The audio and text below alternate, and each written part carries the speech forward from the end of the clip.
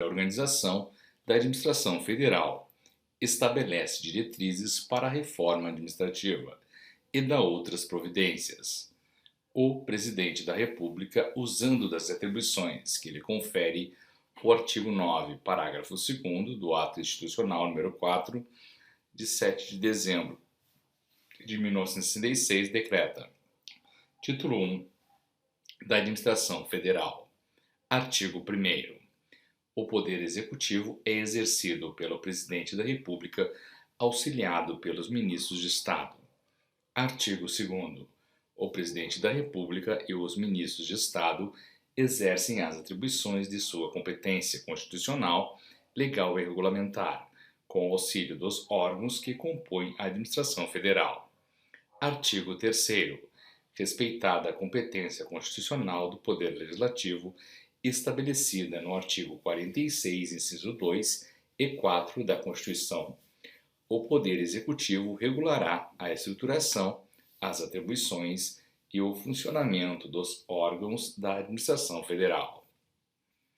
Artigo 4º.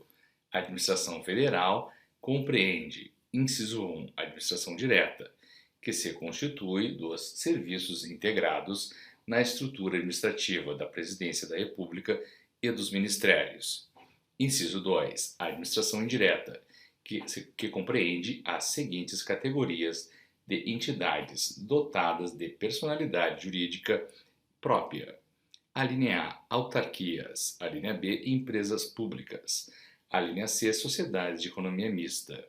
A linha D, fundações públicas. Parágrafo único.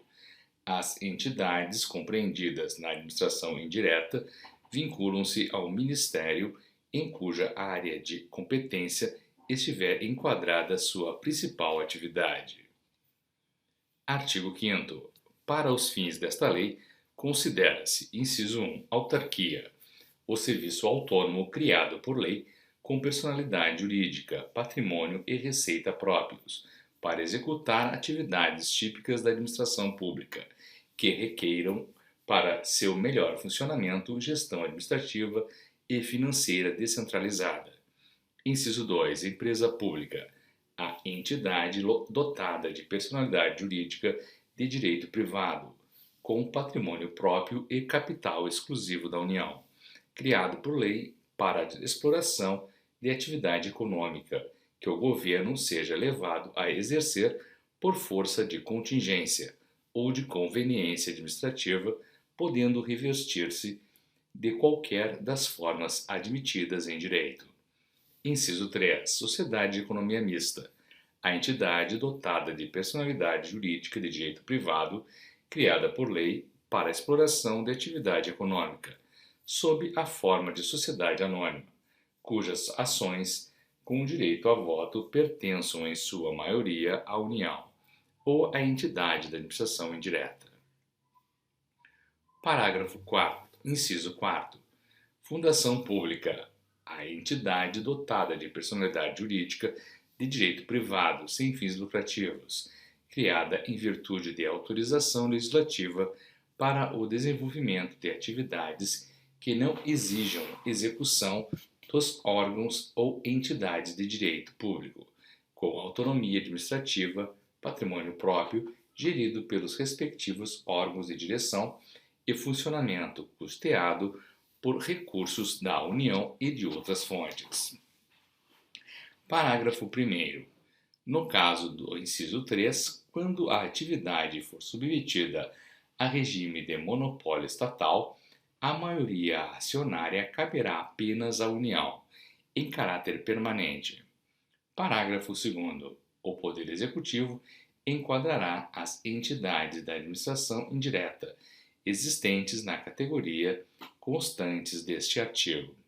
Parágrafo 3º. As entidades de que trata o inciso 4 deste artigo adquirem personalidade jurídica com a inscrição da escritura pública de sua Constituição no Registro Civil de Pessoas Jurídicas, não se lhes aplicando as demais disposições do Código Civil concernentes às fundações. Título 2 dos Princípios Fundamentais. Artigo 6º. As atividades da administração federal obedecerão os seguintes princípios fundamentais. Inciso 1, planejamento. Inciso 2, coordenação. Inciso 3, descentralização. Inciso 4, delegação de competência. Inciso 5, controle. Capítulo 1 do planejamento. Artigo 7º. A ação governamental obedecerá a planejamento que vise a promover o desenvolvimento econômico social do país e a segurança nacional, norteando-se segundo planos e programas elaborados na forma do título 3 e compreenderá a elaboração e atualização dos seguintes instrumentos básicos. A linha A, Plano Geral de Governo. A linha B, Programas Gerais, setoriais e regionais de duração plurianual. A linha C, Orçamento, Programa Anual. A linha D, Programação Financeira de Desembolso. Capítulo 2 da Coordenação. Artigo 8º. As atividades da Administração Federal, especialmente a execução de planos e programas do gênero, serão objeto de permanente coordenação. Parágrafo 1º. A coordenação será exercida em todos os níveis da administração, mediante a atuação dos chefes individuais, a realização sistemática de reuniões com a participação das chefias subordinadas e a instituição e funcionamento de comissões de coordenação em cada nível administrativo. Parágrafo 2º. No nível superior da administração federal, a coordenação será assegurada através de reuniões do Ministério, reuniões de ministros de Estado, responsáveis por áreas afins, atribuição de incumbência coordenadora a um dos ministros de Estado. Artigo 36. Funcionamento das secretarias gerais. Artigo 23, parágrafo 1º. E coordenação central dos sistemas de atividades auxiliares. Parágrafo 3º. Quando submetidos ao Presidente da República, os assuntos deverão ter sido previamente coordenados com todos os setores neles interessados, inclusive no que respeita aos aspectos administrativos pertinentes, através de consultas e entendimentos, de modo a sempre compreenderem soluções integradas e que se harmonizem com a política geral e setorial do governo.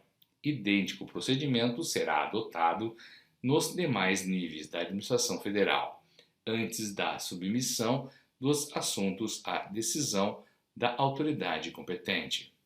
Artigo 9. Os órgãos que operam na mesma área geográfica serão submetidos à coordenação, com o objetivo de assegurar a programação e execução integrada dos serviços federais. Parágrafo único.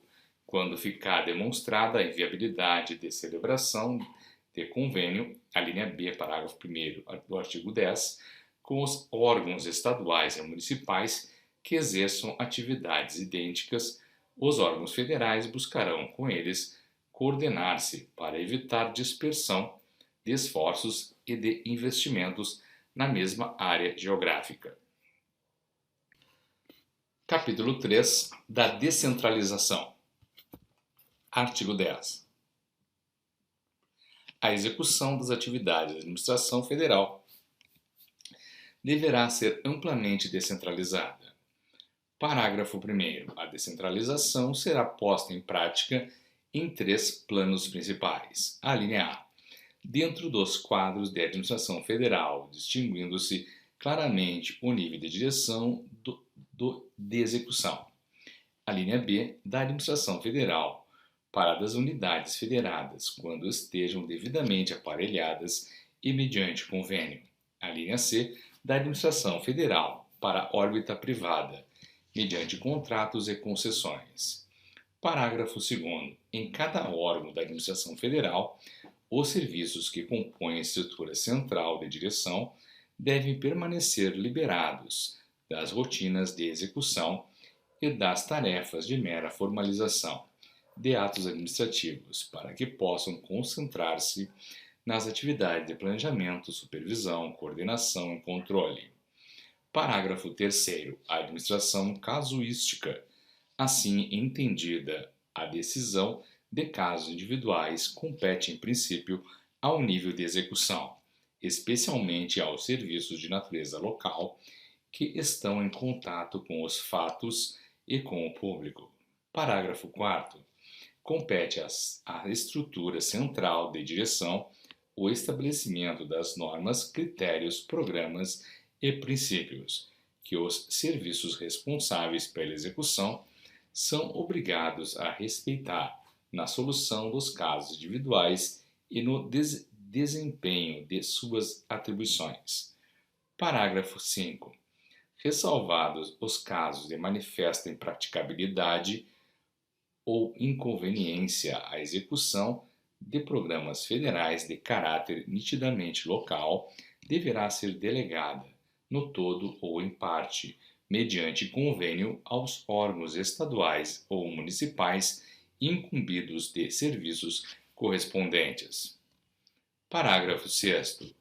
Os órgãos federais responsáveis pelos programas conservarão autoridade normativa e exercerão controle e fiscalização indispensáveis sobre a execução local, condicionando-se à liberação dos recursos ao fiel cumprimento dos programas e convênios.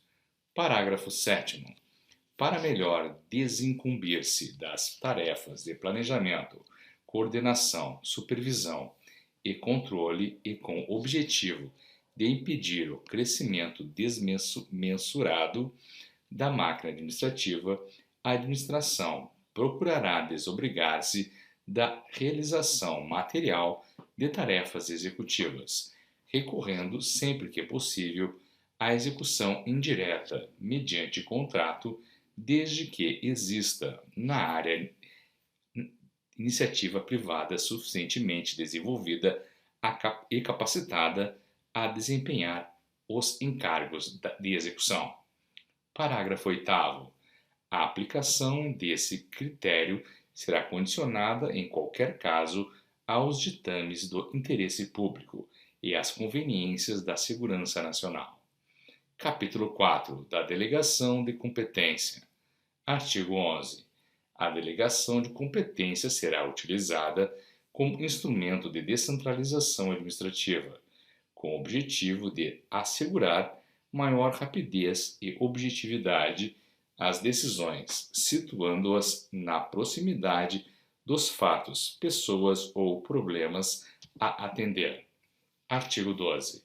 É facultado ao Presidente da República, aos Ministros de Estado e, em geral, às autoridades da administração federal delegar competência para a prática de atos administrativos, conforme se dispuser em regulamento. Parágrafo único. O ato de delegação indicará com precisão a autoridade delegante, a autoridade delegada e as atribuições objeto de delegação. Capítulo 5 do controle. Artigo 13. O controle das atividades da administração federal deverá exercer-se em todos os níveis e em todos os órgãos, compreendendo particularmente: a linha A, o controle pela chefia competente da execução dos programas e da observância das normas que governam a atividade específica do órgão controlado. A linha B, o controle pelos órgãos próprios de cada sistema, da observância das normas gerais que regulam o exercício das atividades auxiliares. A linha C, o controle da aplicação dos dinheiros públicos e da guarda dos bens da União, pelos órgãos próprios do sistema de contabilidade e auditoria. Artigo 14. O trabalho administrativo será racionalizado mediante simplificação de processos e supressão de controles que se evidenciarem como puramente formais e cujo custo seja evidentemente superior ao risco. Título 3. Do planejamento, do orçamento, programa e da programação financeira. Artigo 15. A ação administrativa do Poder Executivo obedecerá a programas gerais, setoriais e regionais de duração plurianual, elaborados através dos órgãos de planejamento, sob a orientação e a coordenação superiores da Presidente da República. Parágrafo 1º. Cabe a cada ministro de Estado orientar e dirigir a elaboração do programa setorial e regional, correspondente a seu ministério e ao ministro de Estado, chefe da Secretaria de Planejamento, auxiliar diretamente o Presidente da República, na coordenação, revisão e consolidação dos programas setoriais e regionais e na elaboração de programação geral do Governo. Parágrafo 2º. Em relação à administração militar, observar-se-á a finalidade precípua que deve regê-la, tendo em vista a destinação constitucional das Forças Armadas, sob a responsabilidade dos respectivos ministros, que são os seus comandantes superiores. Parágrafo 3º. A aprovação dos planos e programas gerais, setoriais e regionais é da competência do Presidente da República. Artigo 16. Em cada ano será elaborado um orçamento-programa, que pormenorizará a etapa do programa plurianual, a ser realizada no exercício seguinte, e que servirá de roteiro à execução coordenada do programa anual. Parágrafo único. Na elaboração do orçamento-programa serão considerados, além dos recursos consignados no orçamento da União, os recursos extra-orçamentários, vinculados à execução do programa do Governo. Artigo 17. Para ajustar o ritmo de execução do orçamento-programa ao fluxo provável de recursos, o Ministério do Planejamento e Coordenação Geral e o Ministério da Fazenda elaborarão em conjunto a programação financeira de desembolso, de modo a assegurar a liberação automática e oportuna dos recursos necessários à execução dos programas anuais de trabalho. Artigo 18. Toda atividade deverá ajustar-se à programação governamental e ao orçamento-programa e aos compromissos financeiros, só poderão ser assumidos em consonância com a programação financeira de desembolso. 4. Da supervisão ministerial. Artigo 19. Todo e qualquer órgão da administração federal, direta ou indireta, está sujeito à supervisão do ministro do Estado competente, excetuados unicamente os órgãos mencionados no artigo 32, que estão submetidos à supervisão direta do Presidente da República. Artigo 20. O ministro de Estado é responsável perante o Presidente da República pela supervisão dos órgãos da administração federal enquadrados em sua área de competência. Parágrafo único. A supervisão ministerial exercer-á através da orientação, coordenação e controle todas as atividades dos órgãos subordinados ou vinculados ao Ministério, nos termos desta lei. Artigo 21. O ministro de Estado exercerá a supervisão de que trata este título, com apoio nos órgãos centrais. Parágrafo único. No caso dos ministros militares, a supervisão ministerial terá também como objetivo colocar a administração dentro dos princípios gerais estabelecidos nesta lei, em coerência com a destinação constitucional precípua das Forças Armadas, que constitui a atividade a fim dos respectivos ministérios. Artigo 22. Haverá na estrutura de cada Ministério Civil os seguintes órgãos centrais. Inciso 1. Órgãos centrais de planejamento, coordenação e controle financeiro. Inciso 2. Órgãos centrais de direção superior. Artigo 23. Os órgãos a que se refere o item 1 do artigo 22 têm a incumbência de assessorar diretamente o Ministro de Estado e, por força de suas atribuições, em nome e sob a direção do ministro, realizar estudos para a formulação de diretrizes e desempenhar funções de planejamento, orçamento e orientação, coordenação, inspeção e controle financeiro, desdobrando-se em: inciso 1, uma Secretaria-Geral. Inciso 2, uma Inspetoria-Geral de Finanças. Parágrafo 1º. A Secretaria-Geral atua como órgão setorial de planejamento e orçamento na forma do título 3 e será dirigida por um secretário-geral, o qual poderá exercer funções delegadas pelo ministro de Estado. Parágrafo 2º. A Inspetoria-Geral de Finanças, que será dirigida por um inspetor-geral, integra, como órgão setorial, os sistemas de administração financeiro, contabilidade e auditoria, superintendendo o exercício dessas funções no âmbito do Ministério e cooperação com a Secretaria-Geral, no acompanhamento da execução do programa e do orçamento. Parágrafo 3º. Além das funções previstas nesse título, a Secretaria-Geral do Ministério do Planejamento e Coordenação Geral exercerá as atribuições de órgão central dos sistemas de planejamento e orçamento, e a Inspetoria-Geral de Finanças do Ministério da Fazenda, as de órgãos central do sistema de administração financeira, contabilidade e auditoria. Artigo 24.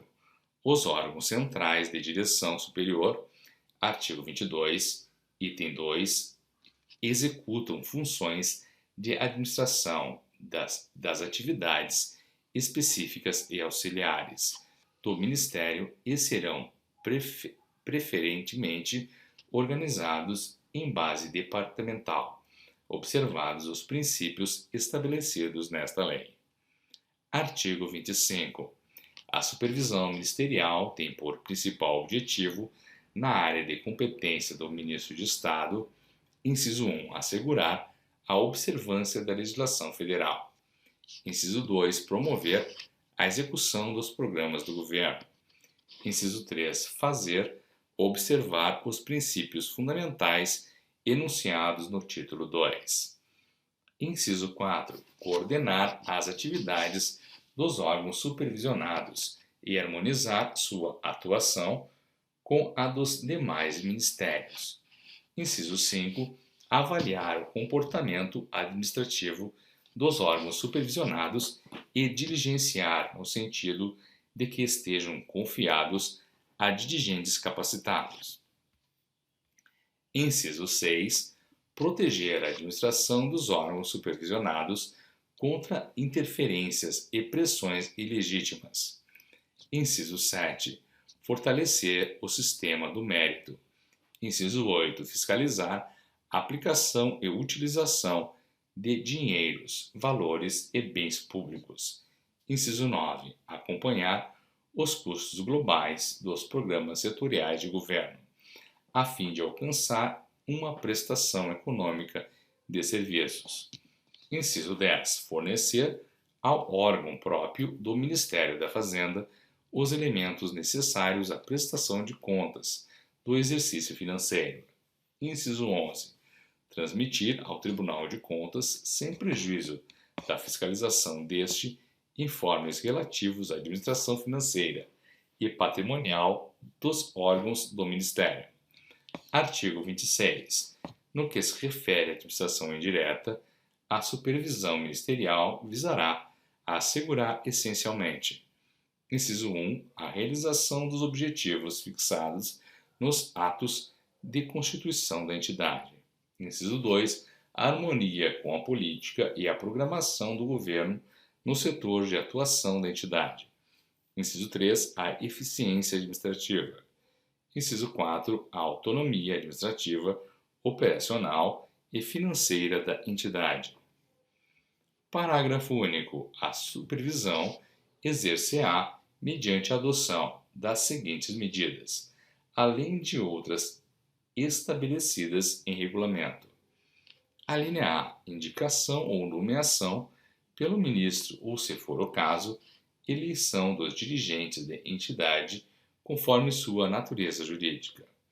A linha B, designação pelo ministro dos representantes do governo federal nas Assembleias Gerais e órgãos de administração ou controle da entidade. A linha C, recebimento sistemático de relatórios, boletins, balancetes, balanços e informações que permitam ao Ministério acompanhar as atividades da entidade e execução do orçamento, programa e a programação financeira aprovados pelo Governo.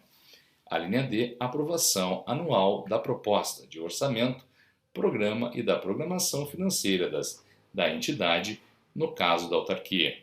A linha E, aprovação de contas, relatórios e balanços, diretamente ou através dos representantes ministeriais nas assembleias e órgãos de administração ou controle. A linha F, em níveis compatíveis com os critérios de operação econômica das despesas de pessoal e de administração. A linha G, fixação de critérios para gastos de publicidade, divulgação e relações públicas. A linha H, realização de auditoria e avaliação periódica de rendimento e produtividade. A linha I, intervenção por motivo de interesse público. Artigo 27. Assegurada a supervisão ministerial, o Poder Executivo outorgará aos órgãos da administração federal e autoridade executiva necessária ao eficiente desempenho de sua responsabilidade legal ou regulamentar.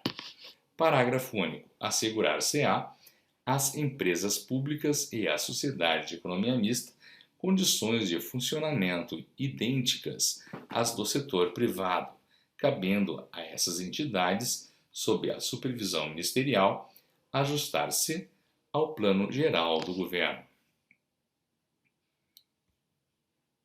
A entidade da administração indireta deverá estar habilitada.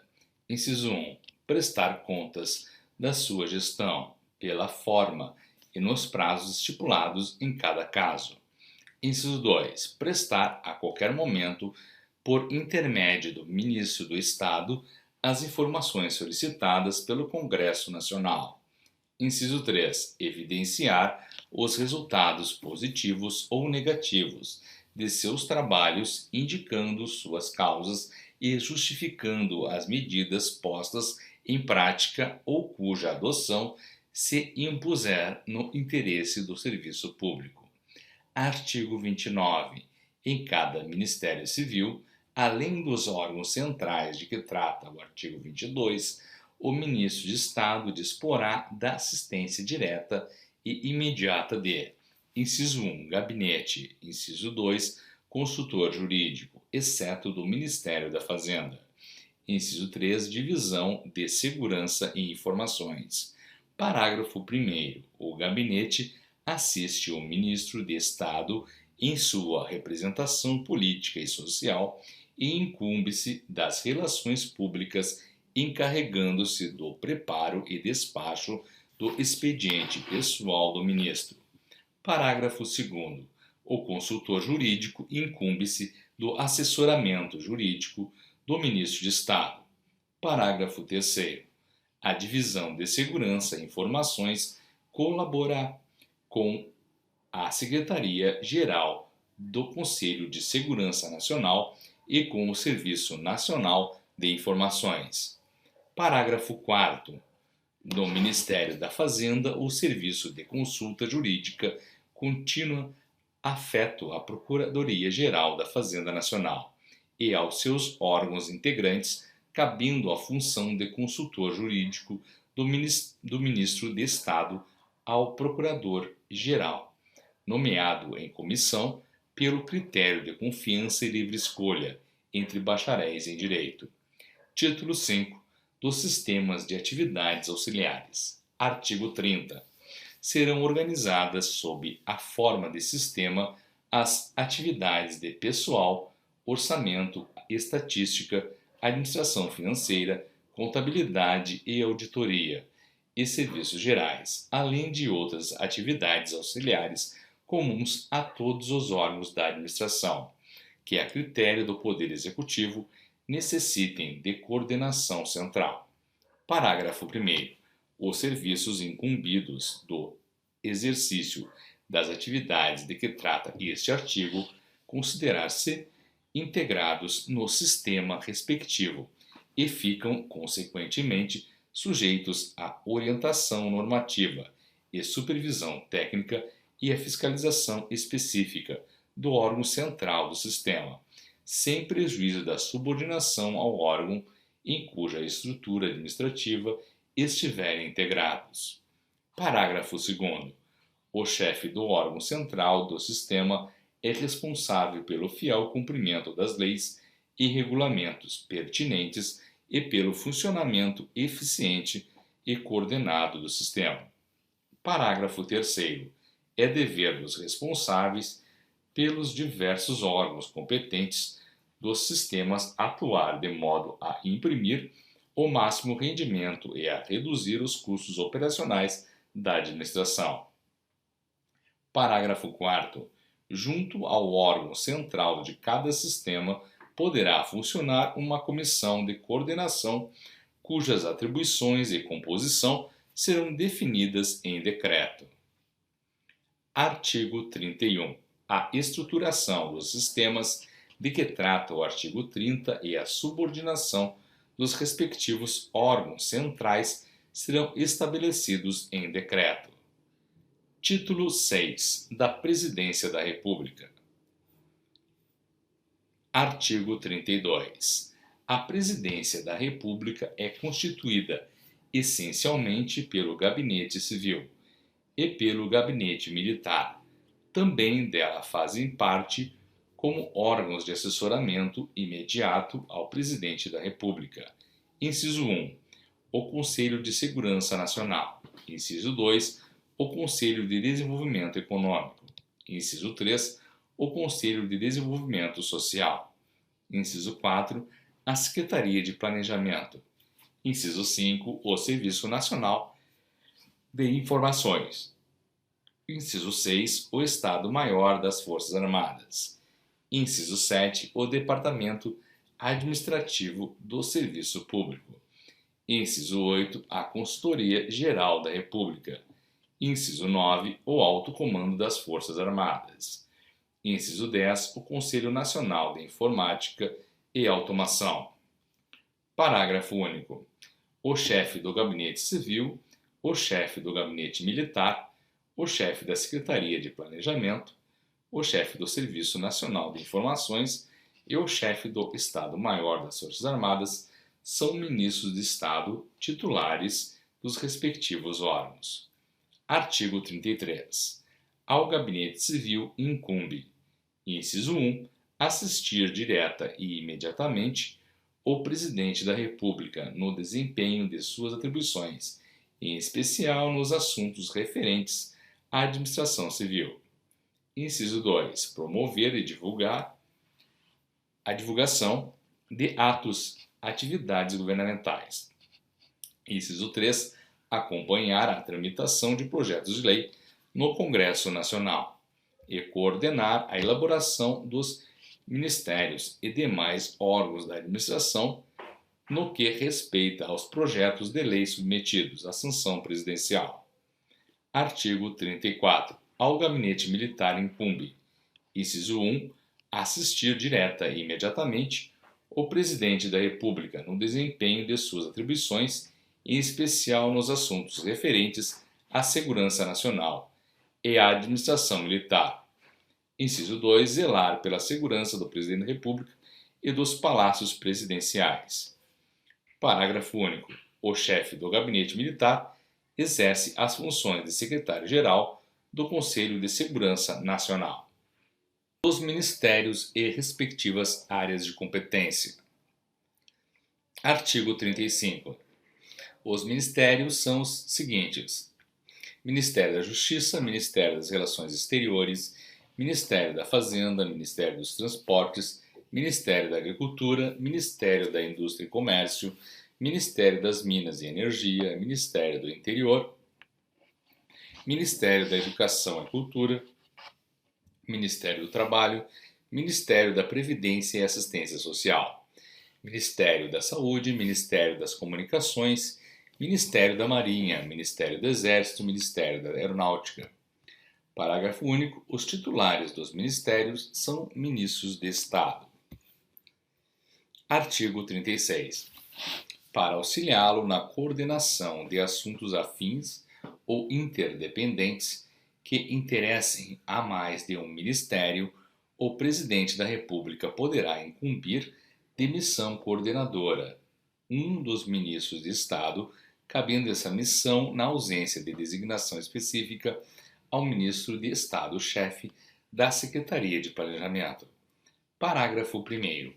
O ministro coordenador, sem prejuízo das atribuições da pasta ou órgão de que for titular, atuará em harmonia com as instruções emanadas do Presidente da República, buscando os elementos necessários ao cumprimento de sua missão, mediante cooperação dos ministros de Estado em cuja área de competência estejam compreendidos os assuntos objeto de coordenação. Parágrafo 2º. O ministro coordenador formulará soluções para a decisão final do Presidente da República. Artigo 37. O Presidente da República poderá prover até 4 cargos de ministro extraordinário para o desempenho de encargos temporários de natureza relevante. Parágrafo único. Artigo 38. O ministro extraordinário e o ministro coordenador disporão de assistência técnica e administrativa essencial para o desempenho das missões de que forem incumbidos pelo Presidente da República na forma por que se dispuser em decreto. Artigo 39. Os assuntos que constituem a área de competência de cada ministério são a seguir especificados. Ministério da Justiça, inciso 1, ordem jurídica, nacionalidade, cidadania, direitos políticos, garantias constitucionais. Inciso 2, segurança interna, Polícia Federal. Inciso 3, administração penitenciária. Inciso 4, Ministério Público. Inciso 5, documentação, publicação e arquivo dos atos oficiais. Ministério das Relações Exteriores. Inciso 1, Política Internacional. Inciso 2, Relações Diplomáticas, Serviços Consulares. Inciso 3, Participação nas negociações comerciais, econômicas, financeiras, técnicas e culturais com países e entidades estrangeiras. Inciso 4, Programa de Cooperação Internacional. Ministério do Planejamento e Coordenação Geral. Inciso 1, Plano Geral de Governo, sua coordenação e integração dos planos regionais. Inciso 2, Estudos e pesquisas socioeconômicos, inclusive setoriais e regionais. Inciso 3, Programação orçamentária, proposta orçamentária anual. Inciso 4, Coordenação da assistência técnico internacional. Inciso 5, Sistemas estatístico e cartográfico nacionais. Inciso 6, Organização administrativa. Ministério da Fazenda. Inciso 1, Assuntos monetários, creditícios, financeiros e fiscais, poupança popular. Inciso 2, Administração tributária. Inciso 3, Arrecadação. Inciso 4, Administração financeira. Inciso 5, Contabilidade e auditoria. Inciso 6, Administração patrimonial. Ministério dos Transportes. Inciso 1, Coordenação dos transportes. Inciso 2, Transportes ferroviários e rodoviários. Inciso 3, Transportes aquaviários. Marinha mercante, portos e vias navegáveis. Inciso 4, Participação na coordenação dos transportes aeroviários, na forma estabelecida no artigo 162. Ministério da Agricultura. Inciso 1, Agricultura, Pecuária, Caça e Pesca. Inciso 2, Recursos Naturais Renováveis, Flora, Fauna e Solo. Inciso 3, Organização da Vida Rural, Reforma Agrária. Inciso 4, Estímulos financeiros e creditícios. Inciso 5, meteorologia, climatologia. Inciso 6, pesquisa e experimentação. Inciso 7, vigilância e defesa sanitária animal e vegetal. Inciso 8, padronização e inspeção de produtos vegetais e animais ou do consumo nas atividades agropecuárias. Ministério da Indústria e do Comércio. Inciso 1, desenvolvimento industrial e comercial. Inciso 2, comércio exterior. Inciso 3, seguros privados e capitalização. Inciso 4, propriedade industrial, registro do comércio, legislação metrológica. Inciso 5, turismo. Inciso 6, pesquisa e experimentação tecnológica. Ministério das Minas e Energia. Inciso 1, geologia, recursos minerais e energéticos. Inciso 2, regime hidrológico e fontes de energia hidráulica. Inciso 3, mineração. Inciso 4, indústria de petróleo. Inciso 5, indústria de energia elétrica, inclusive de natureza nuclear. Ministério do Interior. Inciso 1, desenvolvimento regional. Inciso 2, radicação de populações, ocupação de território, migrações internas. Inciso 3, territórios federais. Inciso 4, saneamento básico. Inciso 5, beneficiamento de áreas e obras de proteção contra secas e inundações e irrigação. Inciso 6, assistência das populações atingidas pelas calamidades públicas. Inciso 7, assistência ao índio. Inciso 8, assistência aos municípios. Inciso 9, Programa Nacional de Habitação. Ministério da Educação e Cultura. Inciso 1, Educação, Ensino, exceto militar, magistério. Inciso 2, Cultura, Letras e Artes. Inciso 3, Patrimônio Histórico, Arqueológico, Científico, Cultural e Artístico. Inciso 4, Desportos. Ministério do Trabalho e Previdência Social. Inciso 1, Trabalho, Organização Profissional e Sindical, Fiscalização. Inciso 2, Mercado de Trabalho, Política de Emprego. Inciso 3, Política Salarial. Inciso 4, Previdência e Assistência Social. Inciso 5, Política de Imigração. Inciso 6, colaboração com o Ministério Público, junto à Justiça do Trabalho. Ministério da Saúde. Inciso 1, Política Nacional de Saúde. Inciso 2, atividades médicas e paramédicas. Inciso 3, ação preventiva em geral, vigilância sanitária de fronteiras e de portos marítimos, fluviais, aéreos. Inciso 4, controle de drogas, medicamentos e alimentos. Inciso 5, pesquisa médico-sanitárias. Ministério das Comunicações. Inciso 1, telecomunicações. Inciso 2, serviços postais. Ministério da Marinha, artigo 54. Ministério do Exército, artigo 59. Ministério da Aeronáutica, artigo 63. Da Segurança Nacional. Capítulo 1 do Conselho de Segurança Nacional. Artigo 40. O Conselho de Segurança Nacional é o órgão do mais alto nível no assessoramento direto do Presidente da República, na formulação e na execução da Política de Segurança Nacional. Parágrafo 1º. A formulação da Política de Segurança Nacional far-se-á basicamente mediante o estabelecimento do conceito estratégico nacional. Parágrafo 2º. No que se refere à execução da Política de Segurança Nacional, o Conselho apreciará os problemas que lhe forem propostos no quadro da conjuntura nacional ou internacional. Artigo 41. Caberá ainda ao Conselho o cumprimento de outras tarefas específicas previstas na Constituição. Artigo 42. O Conselho de Segurança Nacional é convocado e presidido pelo Presidente da República, dele participando no caráter de membros natos e vice-presidente da República, todos os ministros de Estado, inclusive os extraordinários, os chefes dos gabinetes civil e militar da Presidência da República, o chefe do Serviço Nacional de Informações, o chefe do Estado-Maior das Forças Armadas e os chefes dos Estados-Maiores da Armada, do Exército e da Aeronáutica.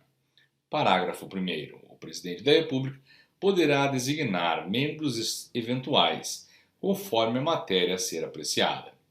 Parágrafo 2º. O Presidente da República pode ouvir o Conselho de Segurança Nacional, mediante consulta a cada um dos seus membros, em expediente remetido por intermédio da Secretaria-Geral. Artigo 43.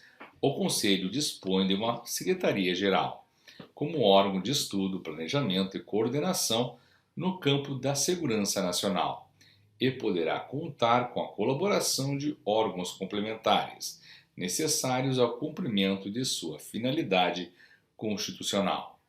Capítulo 2 do Serviço Nacional de Informações. Artigo 44. O Serviço Nacional de Informações tem por finalidade superintender e coordenar em todo o território nacional as atividades de informação e contra-informação, em particular as que tenham interesse na segurança nacional. Título 9 das Forças Armadas, capítulo 1. Disposições preliminares. Artigo 45. As Forças Armadas, constituídas pela Marinha de Guerra, pelo Exército e pela Aeronáutica Militar, são instituições nacionais permanentes e regulares, organizadas com base na hierarquia e na disciplina, sob a autoridade suprema do Presidente da República e dentro dos limites da lei. As Forças Armadas, essenciais à execução da política de segurança nacional, destinam-se à defesa da pátria e à garantia dos poderes constituídos da lei e da ordem. Parágrafo único. As Forças Armadas, nos casos de calamidade pública, colaborarão com os Ministérios Civis, sempre que solicitadas na assistência das populações atingidas e no restabelecimento da normalidade. Artigo 46. O Poder Executivo fixará a organização pormenorizada das Forças Armadas singulares, Forças Navais, Forças Terrestres e Força Aérea Brasileira, e das forças combinadas ou conjuntas, bem como dos demais órgãos integrantes dos Ministérios Militares, suas denominações, localizações e atribuições. Parágrafo único. Caberá também ao Poder Executivo, nos limites fixados em lei, dispor sobre as polícias militares e corpos de bombeiros militares, como forças auxiliares, reserva do Exército. Capítulo 2 dos órgãos de assessoramento direto do Presidente da República. Seção 1 do Alto Comando das Forças Armadas. Artigo 47. O Alto Comando das Forças Armadas é um órgão de assessoramento do Presidente da República nas decisões relativas à política militar e à coordenação de assuntos pertinentes às Forças Armadas. Artigo 48. Integram o alto comando das Forças Armadas os ministros militares, o chefe do Estado-Maior das Forças Armadas e os chefes dos Estados-Maiores de cada uma das forças singulares. Artigo 49. O alto comando das Forças Armadas reúne-se quando convocado pelo Presidente da República e é secretariado pelo chefe do Gabinete Militar da Presidência da República. Seção 2 do Estado-Maior das Forças Armadas. Artigo 50. O Estado-Maior das Forças Armadas, órgãos de assessoramento do Presidente da República, tem por atribuições: inciso 1.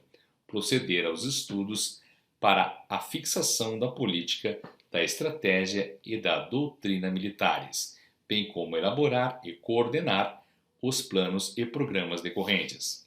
Inciso 2. Estabelecer os planos para emprego das forças combinadas ou conjuntas e de forças singulares, destacadas para participar de operações militares no exterior, levando em consideração os estudos e as sugestões dos ministros militares competentes. Inciso 3. Coordenar as informações estratégicas no campo militar. Inciso 4. Coordenar no que transcenda os objetivos específicos e as disponibilidades previstas, no orçamento dos ministérios militares, os planos de pesquisas, de desenvolvimento e de mobilização das Forças Armadas e os programas de aplicação de recursos decorrentes. Inciso 5. Coordenar as representações das Forças Armadas no país e no exterior. Inciso 6. Proceder aos estudos e preparar as decisões sobre assuntos que lhe forem submetidos pelo Presidente da República. Artigo 51. A chefia do Estado-Maior das Forças Armadas é exercida por um oficial-general do mais alto posto, nomeado pelo Presidente da República, obedecido, em princípio, o critério de rodízio entre as Forças Armadas. Artigo 52. As funções de Estado-Maior e serviços no Estado-Maior das Forças Armadas são exercidas por oficiais das três forças singulares. Artigo 53. O Conselho de Chefes de Estado-Maior, constituído do chefe do Estado-Maior das Forças Armadas e dos chefes do Estado-Maior das Forças Singulares, reúne-se periodicamente, sob a presidência do primeiro, para apreciação de assuntos específicos do Estado-Maior das Forças Armadas e os de interesse comum a mais de uma das forças singulares. Capítulo 3 dos Ministérios Militares. Seção 1 do Ministério da Marinha. Artigo 54.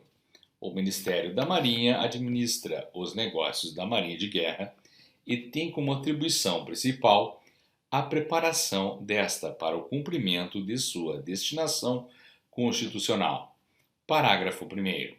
Cabe ao Ministério da Marinha, inciso 1, propor a organização e providenciar o aparelhamento e adestramento das forças navais e aeronavais e do Corpo de Fuzileiros Navais, inclusive para integrarem forças combinadas ou conjuntas.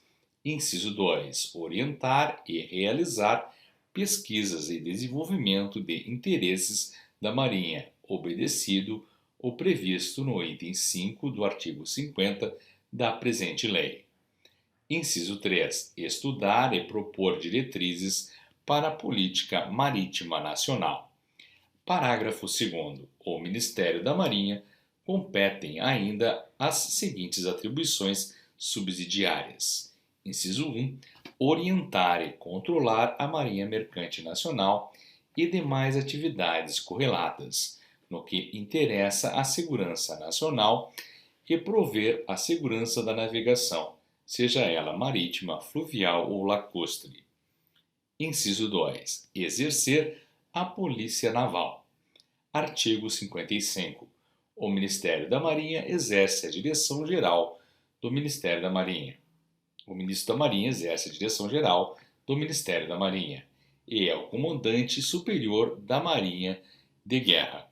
Artigo 56. A Marinha de Guerra compreende suas organizações próprias, pessoal em serviço ativo e sua reserva, inclusive as formações auxiliares conforme fixado em lei. Artigo 57. O Ministério da Marinha é constituído de: inciso 1. Órgãos de direção geral. Almirantado, Alto Comando da Marinha de Guerra. Estado-Maior da Armada. Inciso 2. Órgãos de direção setorial, organizados em base departamental. Artigo 24. Inciso 3. Órgãos de assessoramento, Gabinete do Ministro, Consultoria Jurídica, Conselho de Almirantes, outros conselhos e comissões. Inciso 4. Órgãos de apoio, diretorias e órgãos e outros órgãos. Inciso 5. Forças navais, aeronavais, elementos próprios, navios e helicópteros, elementos destacados da Força Aérea Brasileira. Corpo de Fuzileiros Navais, Distritos Navais. Comando de Controle Naval de Tráfego Marítimo. Seção 2 do Ministério do Exército. Artigo 59. O Ministério do Exército administra os negócios do Exército e tem como atribuição principal a preparação do Exército para o cumprimento da sua destinação constitucional. Parágrafo 1º. Cabe ao Ministério do Exército, inciso 1, propor a organização e providenciar o aparelhamento e o adestramento das forças terrestres, inclusive para integrarem forças combinadas ou conjuntas. Inciso 2. Orientar e realizar pesquisas e desenvolvimento de interesse do Exército, obedecido o previsto no item 5 do artigo 50 da presente lei. Parágrafo 2º. Ao Ministério do Exército compete ainda propor as medidas para a efetivação do disposto no parágrafo único do artigo 46 da presente lei. Artigo 60. O Ministro do Exército exerce a direção geral das atividades do Ministério e é comandante superior do Exército. Artigo 61. O Exército é constituído do Exército Ativo e sua reserva. Parágrafo 1º. O Exército Ativo é a parte do Exército organizada e aparelhada para cumprimento de sua destinação constitucional e em pleno exercício de suas atividades. Parágrafo 2º.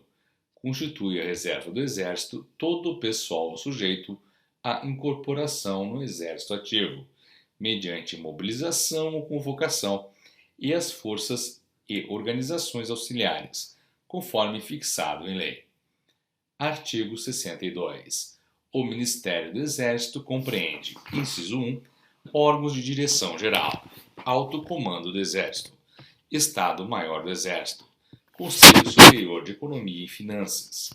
Inciso 2, órgãos de direção setorial, organizados em base departamental. Inciso 3, órgãos de assessoramento, Gabinete do Ministro, Consultoria Jurídica, Secretária-Geral, outros conselhos e comissões. Inciso 4, órgãos de apoio, diretorias e outros órgãos. Inciso 5, forças terrestres, órgãos territoriais. Seção 3 do Ministério da Aeronáutica. Artigo 63. O Ministério da Aeronáutica administra os negócios da aeronáutica e tem como atribuições principais a preparação da aeronáutica para o cumprimento de sua destinação constitucional e a orientação, a coordenação e o controle das atividades da aviação civil.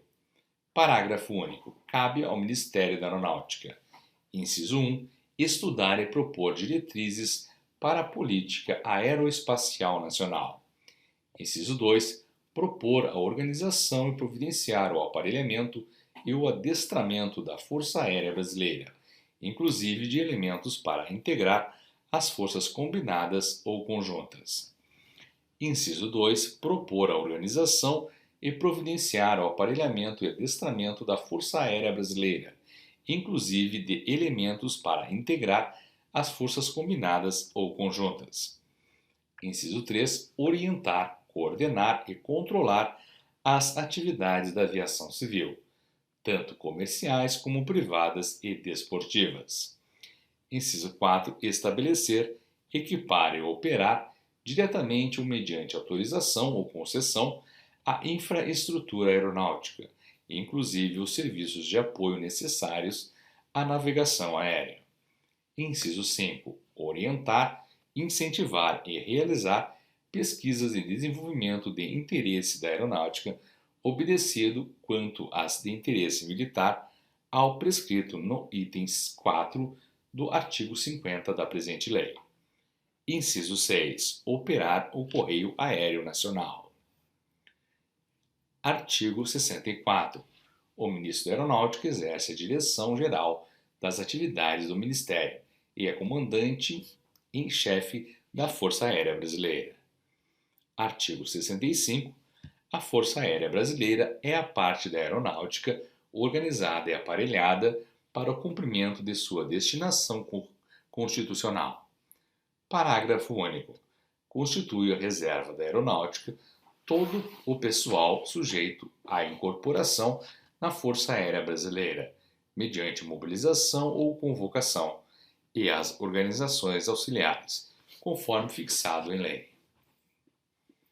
Artigo 66. O Ministério da Aeronáutica compreende, inciso 1, órgãos de direção geral, Alto Comando da Aeronáutica, Estado-Maior da Aeronáutica, Inspetoria Geral da Aeronáutica. Inciso 2, órgãos de direção setorial, organizados em base departamental. Departamento de Aviação Civil, Departamento de Pesquisas e Desenvolvimento. Inciso 3, órgãos de assessoramento, Gabinete do Ministro, Consultoria Jurídica, Conselhos e Comissões, órgãos de apoio, comandos, diretorias, institutos, serviços e outros órgãos. Inciso 5, Força Aérea Brasileira. Capítulo 4, comandos aéreos, inclusive elementos para integrar forças combinadas ou conjuntas, comandos territoriais. Capítulo 4, disposição geral. Artigo 67.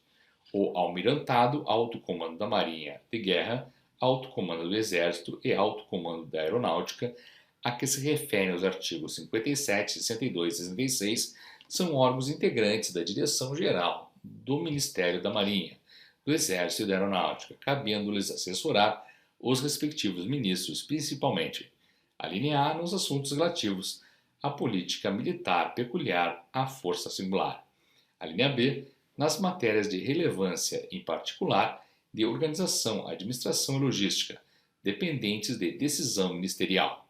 A linha C na seleção de quadro de oficiais generais. Das normas de administração financeira e de contabilidade. Artigo 68.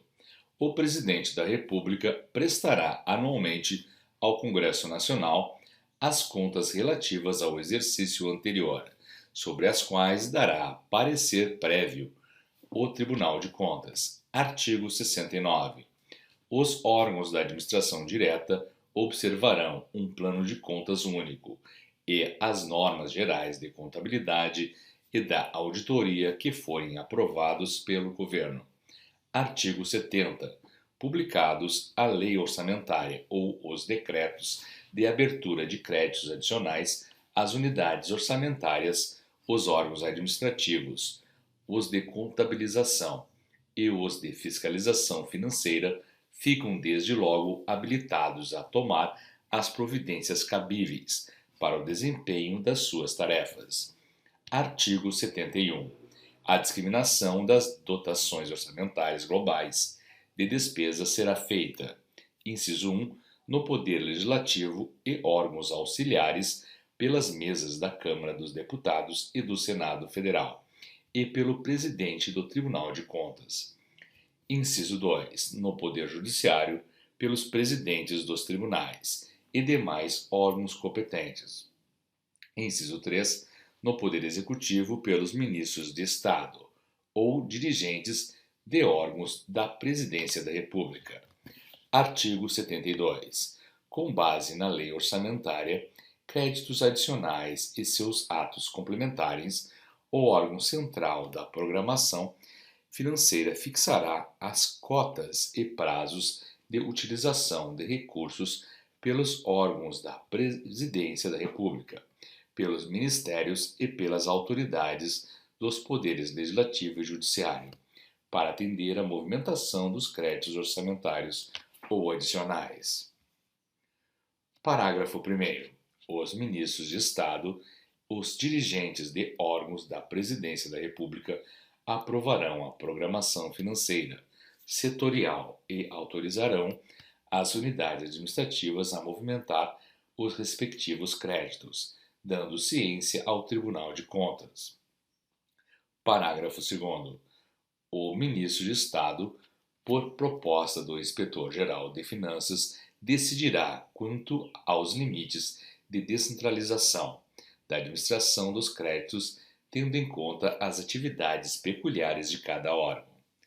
Artigo 73. Nenhuma despesa poderá ser realizada sem a existência de crédito, que a comporte ou quando imputada a dotação imprópria, vedada expressamente qualquer atribuição de fornecimento ou prestação de serviços cujo custo exceda aos limites previamente fixados em lei. Parágrafo único. Mediante representação do órgão contábil, serão impugnados quaisquer atos referentes a despesas que incidam na proibição do presente artigo. Artigo 74. Na realização da receita e da despesa pública será utilizada a via bancária, de acordo com as normas estabelecidas em regulamento. Parágrafo 1º.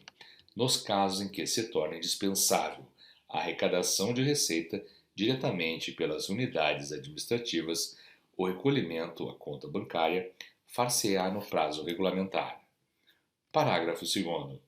O pagamento de despesa obedecida às normas que regem a execução orçamentária, Lei 4.320, far-se-á mediante ordem bancária ou cheque nominativo, contabilizado pelo órgão competente e obrigatoriamente assinado pelo ordenador da despesa e pelo encarregado do setor financeiro.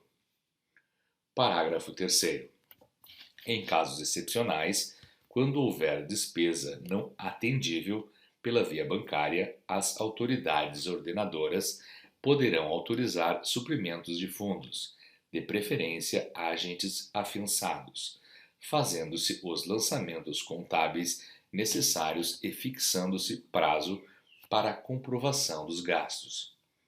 Artigo 75.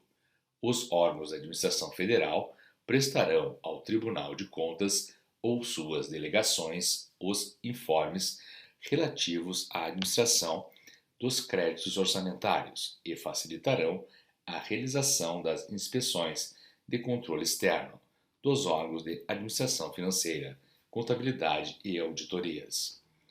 Parágrafo único. As informações previstas neste artigo são as imprescindíveis ao exercício da auditoria financeira e orçamentária realizada com base nos documentos enumerados nos itens 1 e 2 do artigo 36 do Decreto-Lei nº 199, vedada a requisição sistemática de documentos ou comprovantes arquivados nos órgãos da administração federal, cujo exame se possa realizar através das inspeções de controle externo. Artigo 76. Caberá ao Inspetor-Geral de Finanças ou autoridade delegada autorizar a inscrição de despesas na conta restos a pagar, Lei 4.320, obedecendo-se na liquidação respectiva às mesmas formalidades fixadas para a administração dos créditos orçamentários. Parágrafo único. As despesas inscritas na conta de restos a pagar serão liquidadas quando do recebimento do material da execução da obra ou da prestação do serviço, ainda que ocorram depois do encerramento do exercício financeiro. Artigo 77. Todo ato de gestão financeira deve ser realizado por força do documento que comprove a operação e registrado na contabilidade, mediante classificação em conta adequada. Artigo 78. O acompanhamento da execução orçamentária será feito pelos órgãos da contabilização. Parágrafo 1º. Em cada unidade responsável pela administração de créditos, proceder-se-á sempre à contabilização destes. Parágrafo 2º.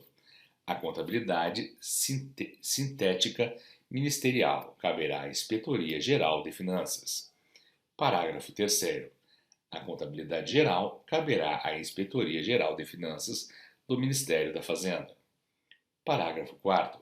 Atendidas as conveniências deste serviço, um único órgão de contabilidade analítica poderá encarregar-se da contabilização para várias unidades operacionais do mesmo ou de vários ministérios.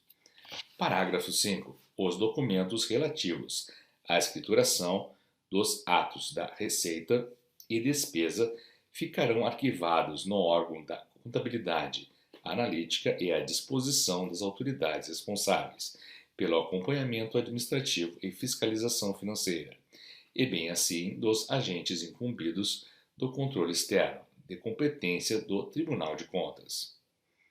Artigo 79. A contabilidade deverá apurar os custos dos serviços de forma a evidenciar os resultados da gestão. Artigo 80. Os órgãos de contabilidade inscreverão como responsável todo ordenador da despesa, o qual só poderá ser exonerado de sua responsabilidade após julgadas regulares suas contas pelo Tribunal de Contas. Parágrafo 1º.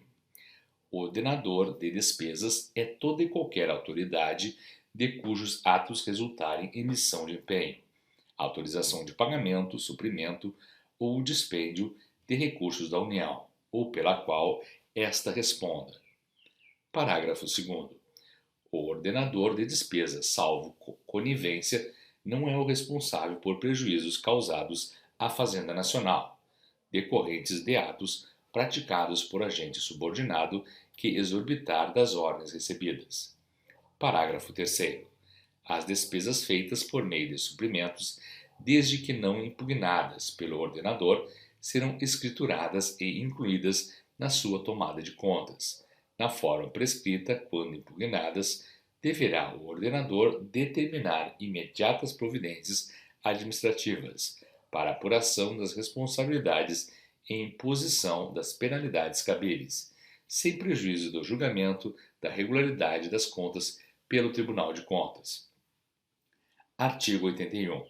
Todo ordenador de despesa ficará sujeito à tomada de contas realizada pelo órgão de contabilidade e verificada pelo órgão de auditoria interna, antes de ser encaminhada ao Tribunal de Contas.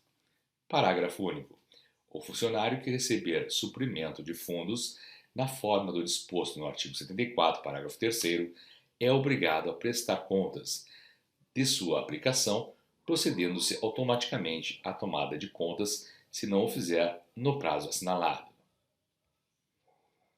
2. As tomadas de contas serão objeto de pronunciamento expresso do Ministro de Estado, dos dirigentes de órgãos da Presidência da República ou de autoridade a quem estes delegarem competência, antes de seu encaminhamento ao Tribunal de Contas para os fins constitucionais e legais. Parágrafo 1º. A tomada de contas dos ordenadores, agentes recebedores, tesoureiros ou pagadores será feita no prazo máximo de 180 dias do encerramento do exercício financeiro pelos órgãos encarregados da contabilidade analítica e antes de ser submetida a pronunciamento do Ministério do Estado, dos dirigentes de órgãos da Presidência da República ou da autoridade a quem estes delegarem. Competência terá sua regularidade certificada pelo órgão de auditoria. Parágrafo 2º. Sem prejuízo do encaminhamento ao Tribunal de Contas, a autoridade a que se refere o parágrafo anterior, no caso de irregularidade, determinará as providências que a seu critério se tornarem indispensáveis para resguardar o interesse público e a probidade na aplicação dos direitos públicos, dos quais dará ciência oportunamente ao Tribunal de Contas. Parágrafo 3º. Será sempre que possível, desde que não retardem nem dificultem as tomadas de contas. Estas poderão abranger conjuntamente a dos ordenadores e tesoureiros ou pagadores. Artigo 83. Cabe ao detentor de suprimentos de fundos fornecer indicação precisa dos saldos em seu poder em 31 de dezembro, para efeito da contabilização e reinscrição da respectiva responsabilidade pela sua aplicação, em data posterior, observados os prazos assinalados pelo ordenador da despesa. Parágrafo único. A importância aplicada até 31 de dezembro será comprovada até 15 de janeiro seguinte. Artigo 84.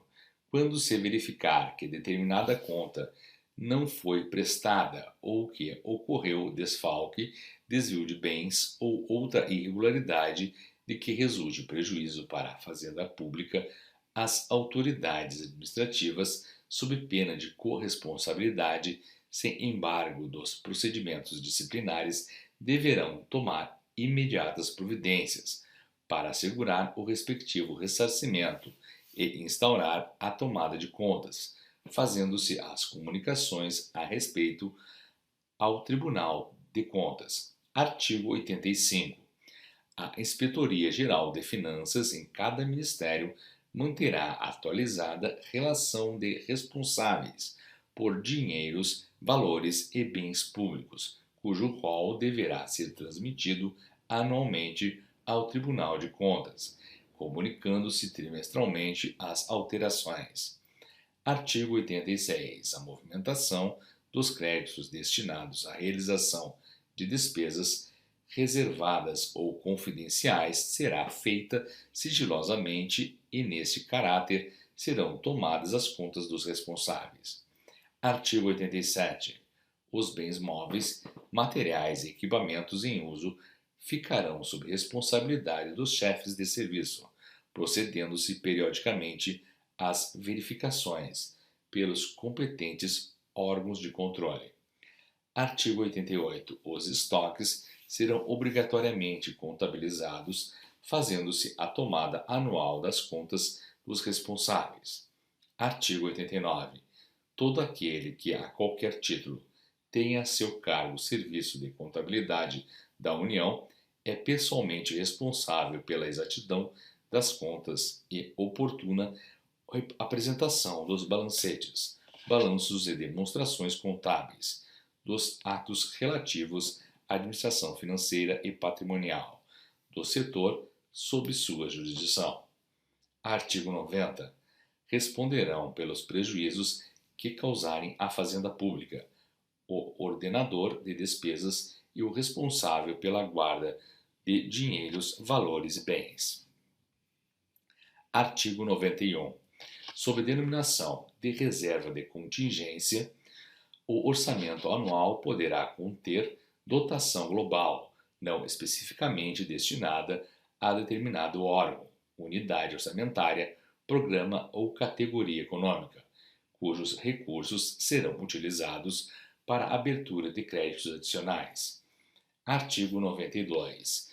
Com o objetivo de obter maior economia operacional e racionalizar a execução de programação financeira de desembolso, o Ministério da Fazenda promoverá a unificação de recursos movimentados pelo Tesouro Nacional, através da sua caixa junto ao agente financeiro da União. Parágrafo único. Os saques contra a Caixa do Tesouro só poderão ser efetuados dentro dos limites autorizados pelo Ministro da Fazenda ou autoridade delegada. Artigo 93. Quem quer que utilize dinheiros públicos terá de justificar seu bom e regular emprego, na conformidade das leis, regulamentos e normas emanadas das autoridades administrativas competentes. Título 11. Das disposições referentes ao pessoal civil. Capítulo 1 das normas gerais. Artigo 94. O Poder Executivo promoverá a revisão da legislação e das normas regulamentares relativas ao pessoal do Serviço Público Civil, com o objetivo de ajustá-las aos seguintes princípios. Inciso 1. Valorização e dignificação da função pública e ao servidor público. Inciso 2. Aumento da produtividade. Inciso 3. Profissionalização e aperfeiçoamento do serviço público. Fortalecimento do sistema do mérito para ingresso na função pública. Acesso à função superior e escolha do ocupante de funções de direção e assessoramento. Inciso 4. Conduta funcional pautada por normas éticas, cuja infração incompatibilize o servidor para a função.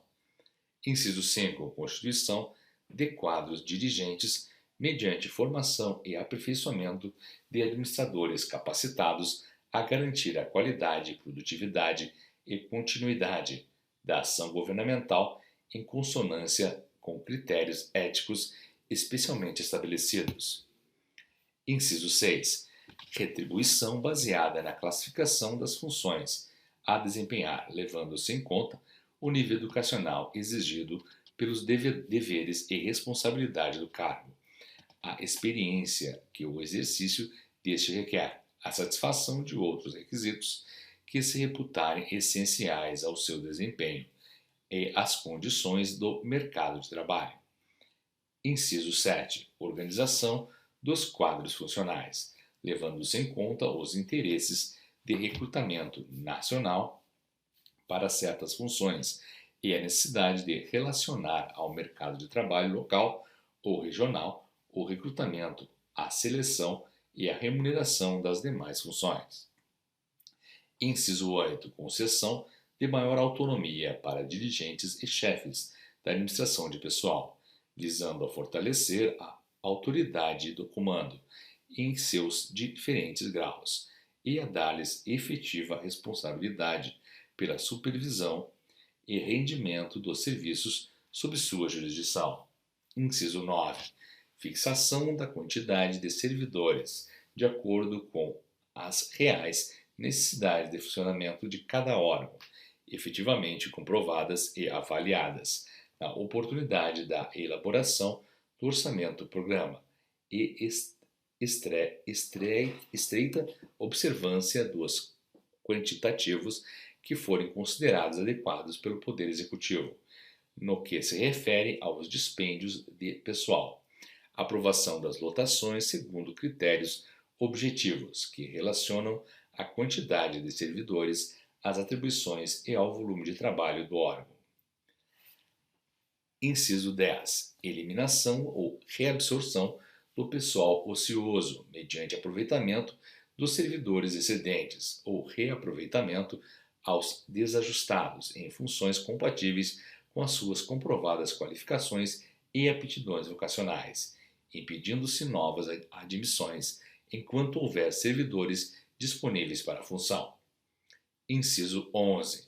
Instituição pelo Poder Executivo de reconhecimento do mérito aos servidores que contribuam com sugestões, planos e projetos não elaborados em decorrência do exercício de suas funções e dos quais possam resultar aumento de produtividade e redução dos custos operacionais da administração. Inciso 12. Estabelecimento de mecanismos adequados à apresentação por parte dos servidores nos vários níveis organizacionais de suas reclamações e reivindicações, bem como a rápida apreciação pelos órgãos administrativos competentes dos assuntos nelas contidos. Inciso 13. Estímulo ao associativismo dos servidores para fins sociais e culturais. Parágrafo único. O Poder Executivo encaminhará ao Congresso Nacional mensagens que consubstanciem a revisão de que trata este artigo. Artigo 95.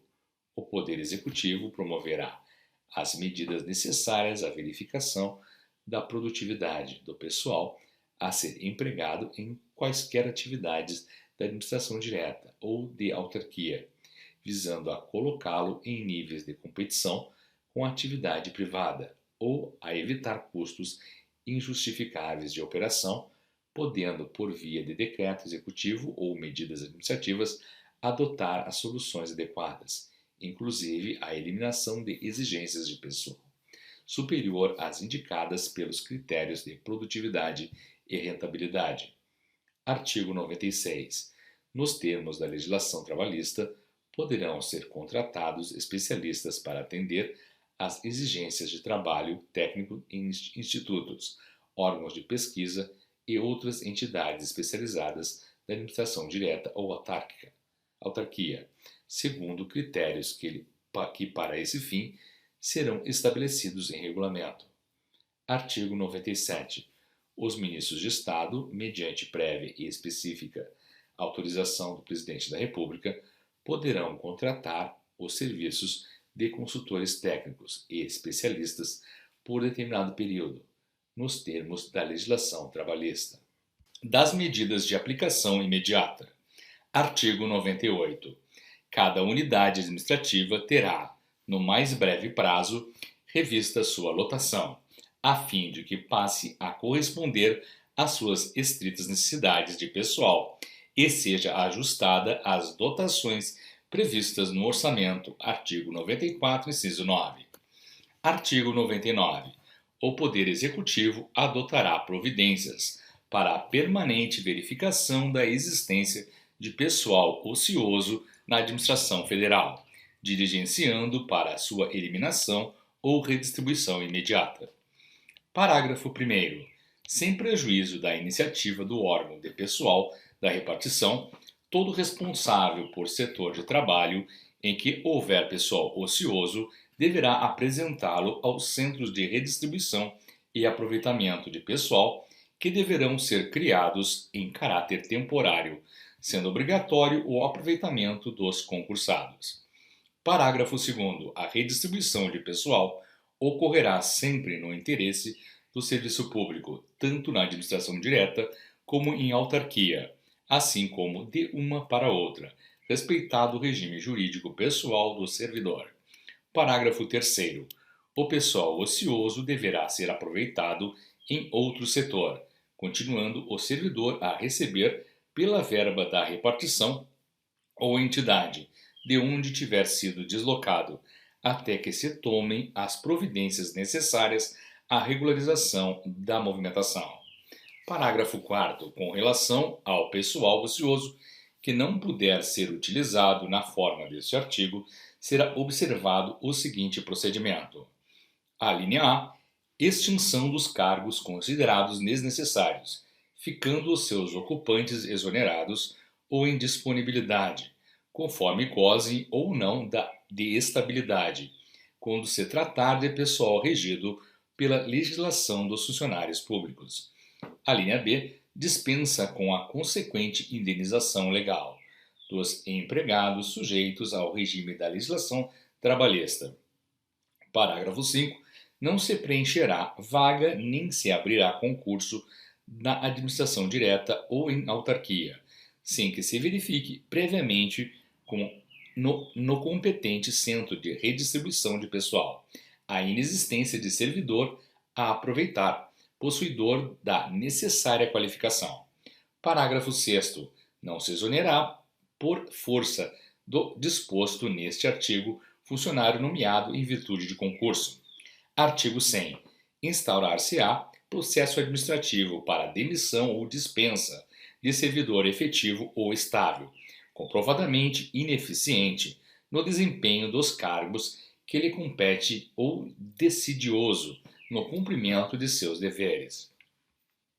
Artigo 101.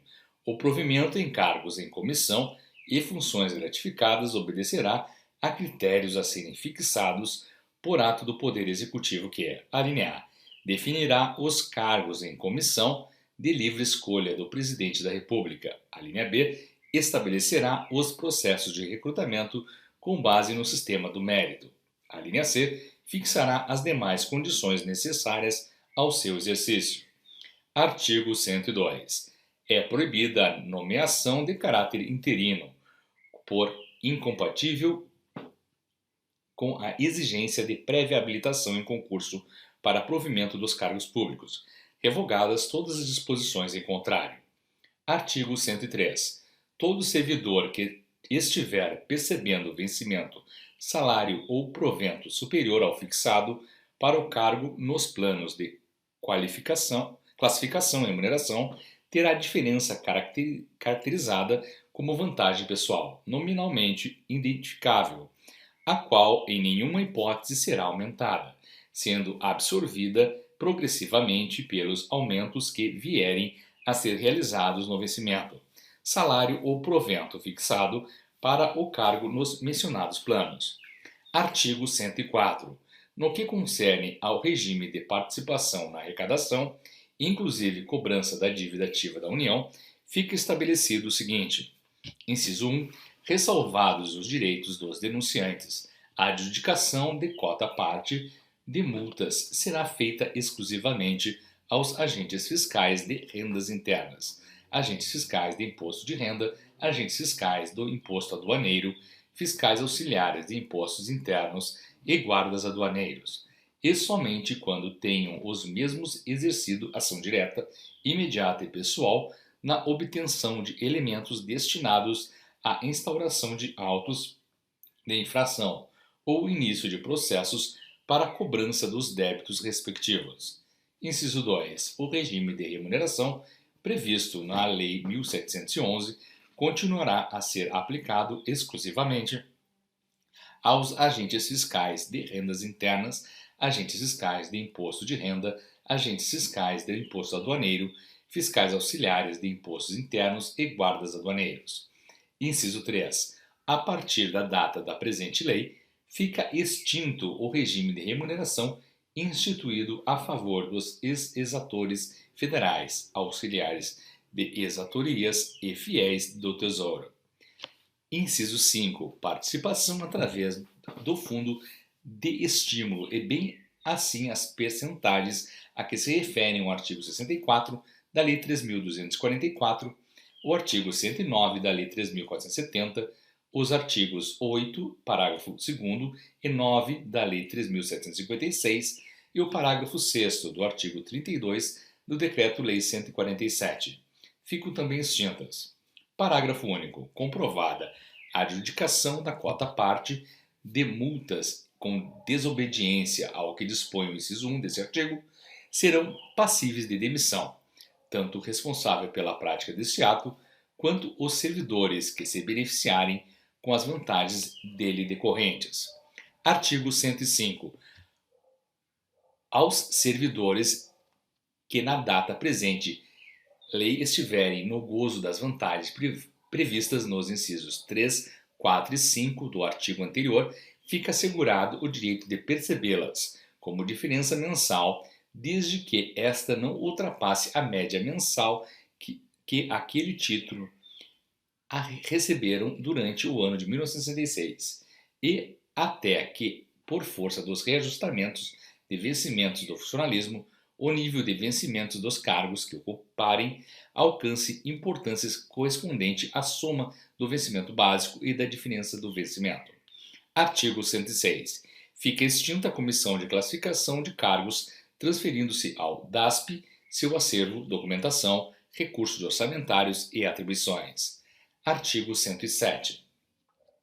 A fim de permitir a revisão da legislação e das normas regulamentares relativas ao pessoal do Serviço Público Civil, nos termos do disposto no artigo 94 da presente lei, suspende-se nesta data as readaptações de funcionários que ficam incluídas na competência do DASP. Artigo 108. O funcionário em regime de tempo integral e dedicação exclusiva prestará serviços em 2 turnos de trabalho quando sujeito a expediente diário. Parágrafo único. Incorrerá em falta grave, punível com demissão, o funcionário que perceber a vantagem de que trata este artigo e não prestar serviços correspondentes, e bem assim o chefe que atestar a prestação irregular dos serviços. Artigo 109. Fica revogada a legislação que permite a agregação de funcionários em cargos em comissão e em funções gratificadas, mantidos os direitos daqueles que, na data desta lei, hajam completado as condições estipuladas em lei para a agregação e não manifestem expressamente o desejo de retornarem aos cargos de origem. Parágrafo único. Todo agregado é obrigado a prestar serviços, sob pena de suspensão dos seus vencimentos. Artigo 110. Proceder-se-á à revisão dos cargos em comissão e das funções gratificadas da administração direta e das autarquias para a supressão daqueles que não corresponderem às estritas necessidades dos serviços, em razão de sua estrutura e funcionamento. Artigo 111. A colaboração de natureza eventual à administração pública federal sob a forma de prestação de serviços retribuída mediante recibo não caracteriza em hipótese alguma vínculo empregatício com o serviço público civil e somente poderá ser atendida por dotação não classificada na rúbrica pessoal e nos limites estabelecidos nos respectivos programas de trabalho. Artigo 112. O funcionário que houver atingido a idade máxima 70 anos prevista para a aposentadoria compulsória, não poderá exercer cargo em comissão ou função gratificada nos quadros dos ministérios, do DASP e das autarquias. Artigo 113. Revogam-se na data da publicação da presente lei os artigos 63 e 62 da Lei 1711 e demais disposições legais e regulamentares que regulam as readmissões no Serviço Público Federal. Artigo 114. O funcionário público ou autárquico que, por força do dispositivo legal, puder manifestar opção para integrar quadro de pessoal de qualquer outra entidade e por esta aceita, terá seu tempo de serviço anterior devidamente comprovado, averbado na instituição de previdência, transferindo-se para o INPS as contribuições pagas ao IPASE. Administrativo do Pessoal Civil. Artigo 115. O Departamento Administrativo do Pessoal Civil, DASP, é o órgão central do sistema de pessoal, responsável pelo estudo, formulação de diretrizes, orientação, coordenação, supervisão e controle dos assuntos concernentes à administração do pessoal civil da União. Parágrafo único. Haverá em cada ministério um órgão de pessoal integrante do sistema de pessoal. Artigo 116. Ao Departamento Administrativo do Pessoal Civil DASP incumbe, inciso 1, cuidar dos assuntos referentes ao pessoal civil da União, adotando medidas visando ao seu aprimoramento e maior eficiência. Inciso 2. Submeter ao Presidente da República os projetos e regulamentos indispensáveis à execução das leis que dispõem sobre a função pública e os servidores civis da União. Inciso 3. Zelar pela observância dessas leis e regulamentos, orientando, coordenando e fiscalizando sua execução e expedir normas gerais obrigatórias para todos os órgãos. Inciso 4. Estudar e propor sistema de classificação e retribuição para o serviço civil, administrando sua aplicação. Inciso 5. Recrutar e selecionar candidatos para os órgãos da administração direta e autarquias, podendo delegar, sob sua orientação, fiscalização e controle, a realização das provas, o mais próximo possível das áreas de recrutamento. Inciso 6. Manter estatísticas atualizadas sobre os servidores civis, inclusive os da administração indireta. Inciso 7. Zelar pela criteriosa aplicação dos princípios da administração de pessoal, com vistas ao tratamento justo dos servidores civis onde quer que se encontrem. Inciso 8. Promover medidas visando ao bem-estar social dos servidores civis da União e ao aprimoramento das relações humanas do trabalho. Inciso 9. Manter articulação com as entidades nacionais e estrangeiras que se dedicam a estudos de administração de pessoal. Inciso 10. Orientar, coordenar e superintender as medidas de aplicação imediata. Capítulo 2 deste título.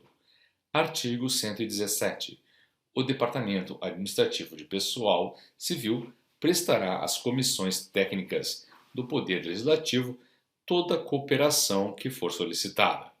Parágrafo único. O Departamento deverá colaborar com o Ministério Público Federal nas causas que envolvam a aplicação da legislação do pessoal. Artigo 118. Junto ao Departamento haverá o Conselho Federal de Administração de Pessoal, que funcionará como órgão de consulta e colaboração no concernente à política de pessoal do governo e opinará na esfera administrativa, quando solicitado pelo Presidente da República ou pelo Diretor-Geral do DASP, nos assuntos relativos à administração de pessoal civil, inclusive quando couber recurso da decisão dos ministérios, na forma estabelecida em regulamento. Artigo 119. O Conselho Federal de Administração de Pessoal será presidido pelo Diretor-Geral do Departamento Administrativo do Pessoal Civil e constituído de 4 membros, com mandato de 3 anos, nomeados pelo Presidente da República, sendo 2 funcionários, um da administração direta e outro da indireta, ambos com mais de 20 anos de serviço público da União, com experiência em administração e relevante folha de serviços, um especialista em direito administrativo e um elemento de reconhecida experiência no setor de atividade privada. Parágrafo 1º. O Conselho reunir-se-á ordinariamente 2 vezes por mês e extraordinariamente por convocação de seu presidente. Parágrafo 2º. O Conselho contará com o apoio do Departamento ao qual ficarão afetos os estudos indispensáveis ao seu funcionamento, e bem assim o desenvolvimento e a realização dos trabalhos compreendidos em sua área de competência. Parágrafo 3º. Ao Presidente e aos membros do Conselho é vedada qualquer atividade político-partidária, sob pena de exoneração ou perda do mandato. Artigo 120. O Departamento prestará toda a cooperação solicitada pelo ministro responsável pela reforma administrativa. Artigo 121. As medidas relacionadas com o recrutamento, seleção, aperfeiçoamento e administração do assessoramento superior da administração civil, de aperfeiçoamento de pessoal para o desempenho dos cargos em comissão e funções gratificadas, a que se referem o artigo 101 e seu inciso 2, título 11 e capítulo 2, e de outras funções de supervisão ou especializadas, constituirão encargo de um centro de aperfeiçoamento, órgão autônomo vinculado ao Departamento Administrativo do Pessoal Civil. Parágrafo único. O centro de aperfeiçoamento promoverá direta ou indiretamente, mediante convênio, acordo ou contrato, a execução das medidas de sua atribuição. Capítulo 4. Do Assessoramento Superior da Administração Civil. Artigo 122. O assessoramento superior da Administração Civil compreenderá determinadas funções de assessoramento aos ministros de Estado, definidas por decreto e fixadas em número limitado para cada Ministério Civil, observadas as respectivas peculiaridades de organização e funcionamento. Parágrafo 1º. As funções a que se refere este artigo, caracterizadas pelo alto nível de especificidade, complexidade e responsabilidade, serão objeto de rigorosa individualização, e a designação para seu exercício somente poderá recair em pessoas de comprovada idoneidade, cujas qualificações, capacidade e experiência específicas sejam examinadas, aferidas e certificadas por órgão próprio, na forma definida em regulamento. Parágrafo 2º. O exercício das atividades de que trata esse artigo revestirá a forma de locação de serviços regulada mediante contrato individual em que se exigirá tempo integral e dedicação exclusiva, não se lhe aplicando o disposto no artigo 35 do Decreto-Lei nº 81, na redação dada pelo artigo 1º do Decreto-Lei nº 177. Parágrafo 3º.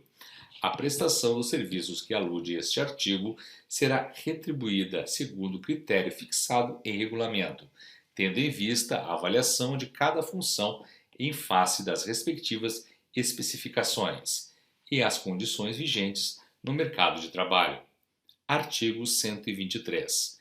O servidor público designado para as funções de que trata o artigo anterior ficará afastado do respectivo cargo ou emprego enquanto perdurar a prestação de serviços, deixando de receber o vencimento ou salário correspondente ao cargo ou emprego público. Parágrafo único. Poderá a designação para exercício das funções referidas no artigo anterior recair em ocupante de função de confiança ou cargo em comissão diretamente subordinados ao Ministério Ministro do Estado, caso em que deixará de receber durante o período de prestação das funções de assessoramento superior, o vencimento ou gratificação do cargo em comissão ou função de confiança. Artigo 124.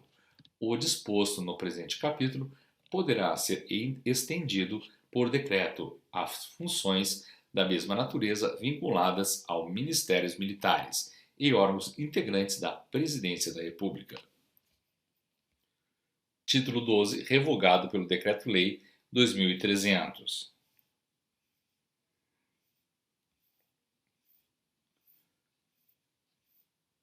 Título 13, da Reforma Administrativa.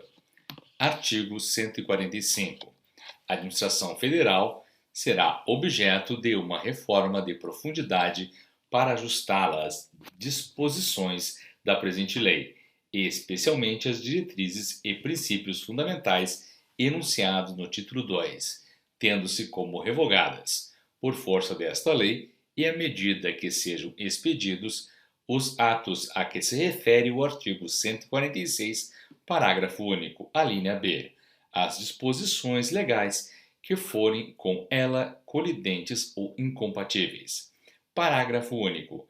A aplicação da presente lei deverá objetivar prioritariamente a execução ordenada dos serviços da administração federal, segundo os princípios nela enunciados, e com apoio na instrumentação básica adotada, não devendo haver solução de continuidade. Artigo 146.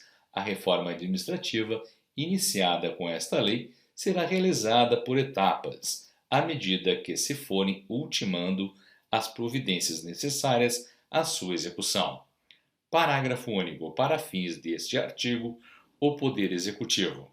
Alínea A. Promoverá o levantamento das leis, decretos e atos regulamentares que disponham sobre a estruturação, funcionamento e competência dos órgãos da administração federal, com o propósito de ajustá-los nas disposições desta lei. Alínea B. Obedecidas diretrizes, princípios fundamentais e demais disposições da presente lei, expedirá progressivamente os atos de reorganização, reestruturação, lotação, definição de competência, revisão de funcionamento e outros necessários à efetiva implantação da reforma. Artigo 147. Orientação, coordenação e supervisão das providências de que trata este título ficarão a cargo do Ministério do Planejamento e Coordenação Geral, podendo, entretanto, ser atribuídas a um ministro extraordinário para a reforma administrativa, caso em que este caberão os assuntos de organização administrativa. Artigo 148. Para atender às despesas decorrentes da execução da reforma administrativa, fica autorizada a abertura pelo Ministério da Fazenda do crédito especial de 20 milhões de cruzeiros novos, com vigência nos exercícios 1967 e 1968. Parágrafo 1º. Os recursos do crédito aberto neste artigo incorporarão ao Fundo de Reforma Administrativa, que poderão receber doações e contribuições destinadas ao aprimoramento da administração federal. Parágrafo 2º. O Fundo de Reforma Administrativa, cuja utilização será disciplinada em regulamento, será administrado por um órgão temporário de implantação de reforma administrativa, que funcionará junto ao ministro responsável pela reforma administrativa. Artigo 149. Na implantação da reforma programada, inicialmente a organização dos novos ministérios e, bem assim, prioritariamente, a instalação dos órgãos centrais, a começar pelos de planejamento, coordenação e de controle financeiro, artigo 22, item 1, e pelos órgãos centrais do sistema, artigo 31. Artigo 150. Até que os quadros de funcionários sejam ajustados à reforma administrativa, o pessoal que os integra, sem prejuízo de sua situação funcional, para os efeitos legais, continuará a servir nos órgãos em que estiver lotado, podendo passar a ter exercício, mediante requisição, nos órgãos resultantes de desdobramento ou criados em virtude da presente lei. Artigo 152. A finalidade e as atribuições dos órgãos da administração direta regularão o estabelecimento das respectivas estruturas e lotações de pessoal. Artigo 153. Para implantação de reforma administrativa poderão ser ajustados estudos e trabalhos técnicos a serem realizados por pessoas físicas ou jurídicas nos termos das normas que se estabelecerem em decreto. Artigo 154. Os decretos e regulamentos expedidos para execução da presente lei disporão sobre a subordinação e vinculação de órgãos e entidades aos diversos ministérios, em harmonia com a área de competência destes, disciplinando a transferência de repartições e órgãos. Título 14. Das medidas especiais de coordenação. Título 1. Da ciência e tecnologia. Artigo 150.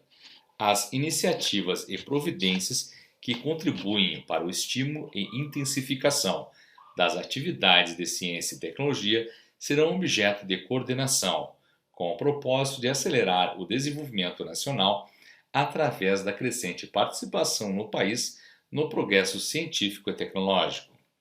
Capítulo 2. Da Política Nacional de Saúde. Artigo 156.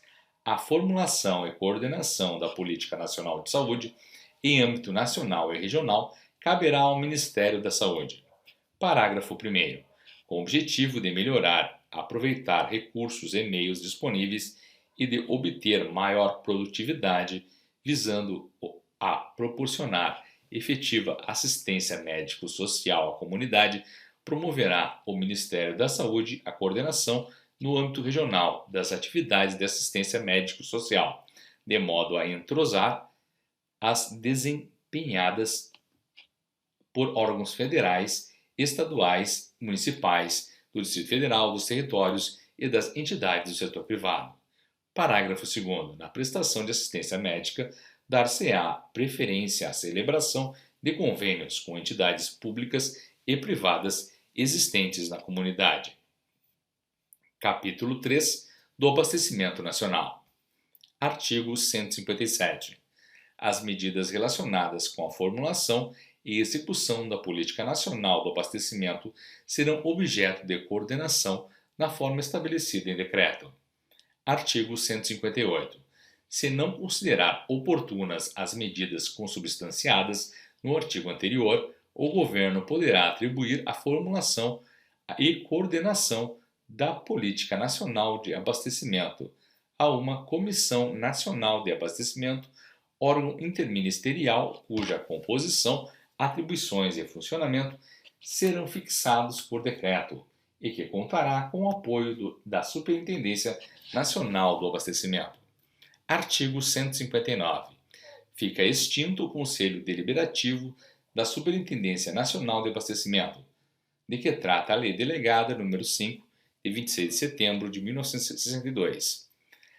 Artigo 160. A Superintendência Nacional de Abastecimento ultimará, no mais breve prazo, a assinatura de convênios com os Estados, Prefeitura do Distrito Federal e territórios, com o objetivo de transferir-lhes os encargos de fiscalização atribuídos àquela superintendência. Da integração dos transportes. Artigo 161. Ficam extintos os conselhos setoriais de transportes que atualmente funcionam junto às autarquias do Ministério da Aviação e Obras Públicas, sendo as respectivas funções absorvidas pelo Conselho Nacional de Transportes, cujas atribuições, organização e funcionamento serão regulados em decreto. Artigo 162.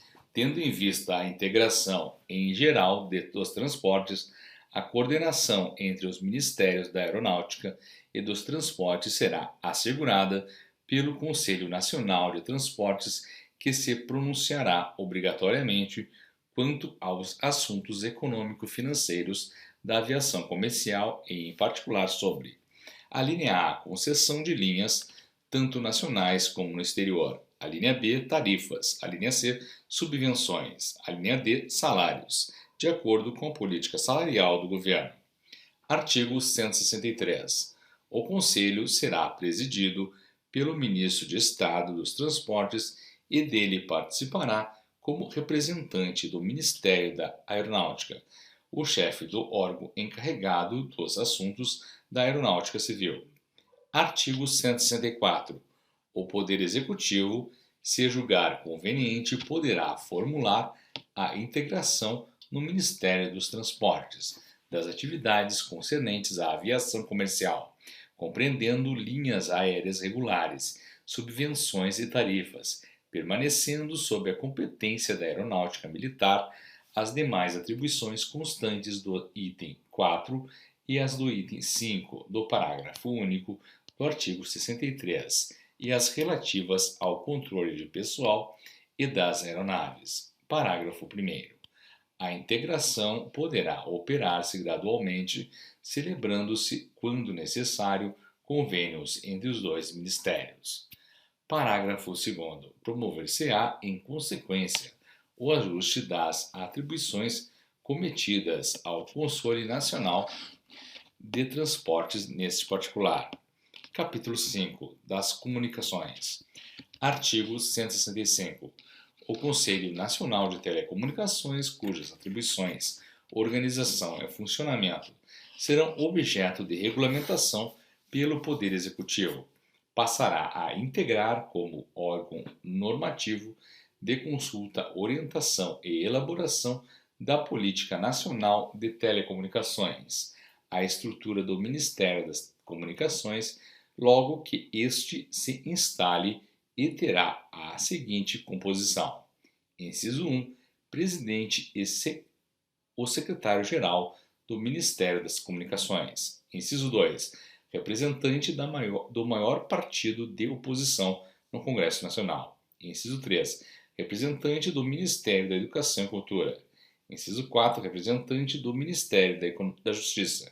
Inciso 5. Representante do maior partido que apoia o governo no Congresso Nacional. Inciso 6. Representante do Ministério da Indústria e Comércio. Inciso 7. Representante dos Correios e Telégrafos. Inciso 8. Representante do Departamento Nacional de Telecomunicações. Inciso 9. Representante da Empresa Brasileira de Telecomunicações. Inciso 10. Representante das empresas concessionárias de serviços de telecomunicações. Inciso 11. Representante do Ministério da Marinha. Inciso 12. Representante do Ministério do Exército. Inciso 13. Representante do Ministério da Aeronáutica. Parágrafo único.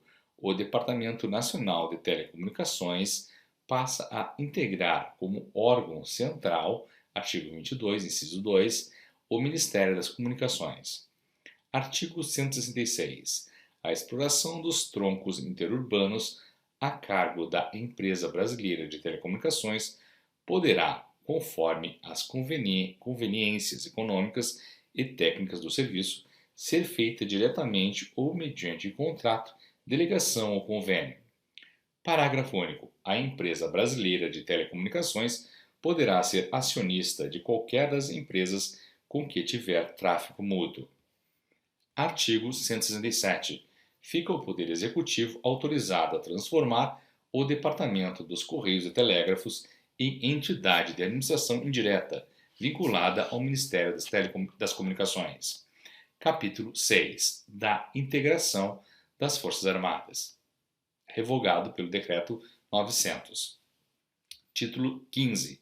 Das Disposições Gerais. Capítulo 1. Das Disposições Iniciais. Artigo 170. O Presidente da República, por motivo relevante de interesse público, poderá avocar e decidir qualquer assunto na esfera da administração federal. Artigo 171. A administração dos territórios federais vinculados ao Ministério do Interior exerce-á através de programas plurianuais concordantes em objetivos e etapas com os planos gerais de governo federal. Artigo 172. O Poder Executivo assegurará autonomia administrativa e financeira, no grau conveniente, aos serviços, institutos e estabelecimentos incumbidos da execução de atividades de pesquisa ou ensino ou de caráter industrial, comercial ou agrícola, que por suas peculiaridades de organização e funcionamento exijam tratamento diverso do aplicável aos demais órgãos da administração direta, observada sempre a supervisão ministerial. Parágrafo 1º. Os órgãos a que se refere este artigo terão a denominação genérica de órgãos autônomos. Parágrafo 2º. Nos casos de concessão de autonomia financeira, fica o Poder Executivo autorizado a instituir fundos especiais de natureza contábil, cujo crédito se levarão todos os recursos vinculados às atividades do órgão autônomo, orçamentários e extra-orçamentários, inclusive a receita própria. Artigo 173. Os atos de provimento de cargos públicos ou que determinarem sua vacância, assim como os referentes a pensões, aposentadorias e reformas, serão assinados pelo Presidente da República, ou mediante delegação deste, pelos ministros de Estado, conforme se dispuser em regulamento. Artigo 174. Os atos expedidos pelo Presidente da República ou ministros de Estado, quando se referirem a assuntos da mesma natureza, poderão ser objeto de um só instrumento, e o órgão administrativo competente expedirá os atos complementares ou apostilas. Artigo 175. Para cada órgão da administração federal, haverá prazo fixado em regulamento para as autoridades administrativas exigirem das partes o que se fizer necessário à instrução de seus pedidos. Parágrafo 1º. As partes serão obrigatoriamente notificadas das exigências por via postal, sob registro ou por outra forma de comunicação direta. Parágrafo 2º. Satisfeitas as exigências, a autoridade administrativa decidirá o assunto no prazo fixado pelo regulamento, sob pena de responsabilização funcional. Artigo 176. Ressalvados os assuntos de caráter sigiloso, os órgãos do serviço público estão obrigados a responder às consultas feitas por qualquer cidadão, desde que relacionadas com seus legítimos interesses e pertinentes a assuntos específicos da repartição.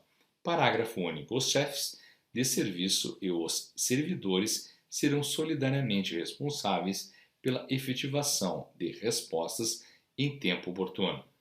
Artigo 177. Os conselhos, comissões e outros órgãos colegiados que contarem com a representação de grupos ou classes econômicas diretamente interessados nos assuntos de sua competência terão funções exclusivamente de consulta, coordenação e assessoramento, sempre que aquela representação corresponda a um número de votos superior a 1/3 do total. Parágrafo único.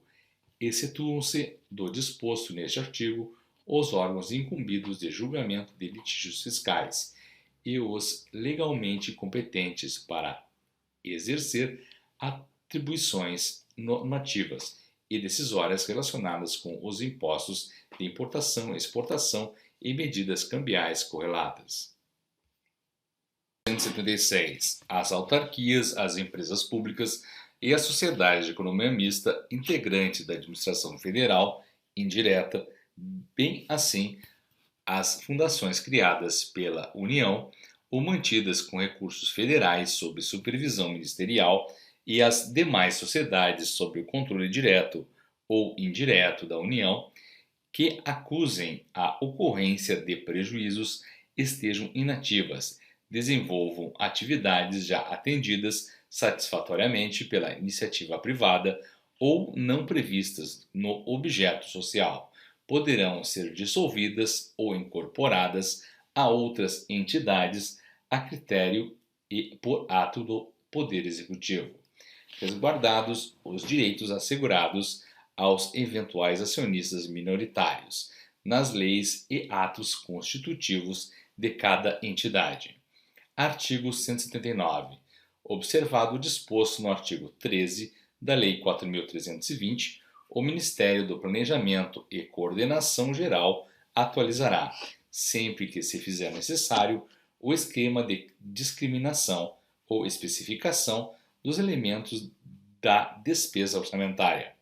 Artigo 180. As atribuições previstas nos artigos 111 a 113 da Lei 4.320 passam para a competência do Ministério do Planejamento e Coordenação Geral. Artigo 181. Para os fins do título 13 desta lei, poderá o Poder Executivo, inciso 1, alterar a denominação de cargos em comissão. Inciso 2. Reclassificar cargos em comissão, respeitada a tabela de símbolos em vigor. Inciso 3. Transformar funções gratificadas em cargos em comissão na forma da lei. Inciso 4. Declarar extintos os cargos em comissão que não tiverem sido mantidos, alterados ou reclassificados até 31 de dezembro de 1968. Artigo 182. Nos casos dos incisos 2 e 3 do artigo 5º e no do inciso 1 do mesmo artigo, quando se tratar de serviços industriais, o regime de pessoal será o da consolidação das leis do trabalho. Nos demais casos, o regime jurídico do pessoal será fixado pelo Poder Executivo. Artigo 183. As entidades e organizações em geral dotadas de personalidade jurídica de direito privado que recebem contribuições para fiscais e prestam serviços de interesse público ou social estão sujeitas à fiscalização do Estado nos termos e condições estabelecidas na legislação pertinentes a cada uma. Artigo 184. Não haverá, tanto em virtude da presente lei, como em decorrência aumento de pessoal nos quadros de funcionários civis e nos das Forças Armadas. Artigo 185. Inclui-se na responsabilidade do Ministério da Indústria e do Comércio a supervisão dos assuntos concernentes à indústria siderúrgica, à indústria petroquímica, à indústria automobilística, à indústria naval e à indústria aeronáutica. Artigo 184. Artigo 186. A taxa de marinha mercante destinada a proporcionar à frota mercante brasileira melhores condições de operação e expansão será administrada pelo órgão do Ministério dos Transportes, responsável pela navegação marítima e interior. Artigo 187. A coordenação do desenvolvimento de Brasília, Codebras, passa a vincular-se ao Ministério responsável pela reforma administrativa. Artigo 188. Toda pessoa natural ou jurídica, em particular o detentor de qualquer cargo público, é responsável pela segurança nacional, nos limites definidos em lei, em virtude de sua natureza ou da pessoa do detentor.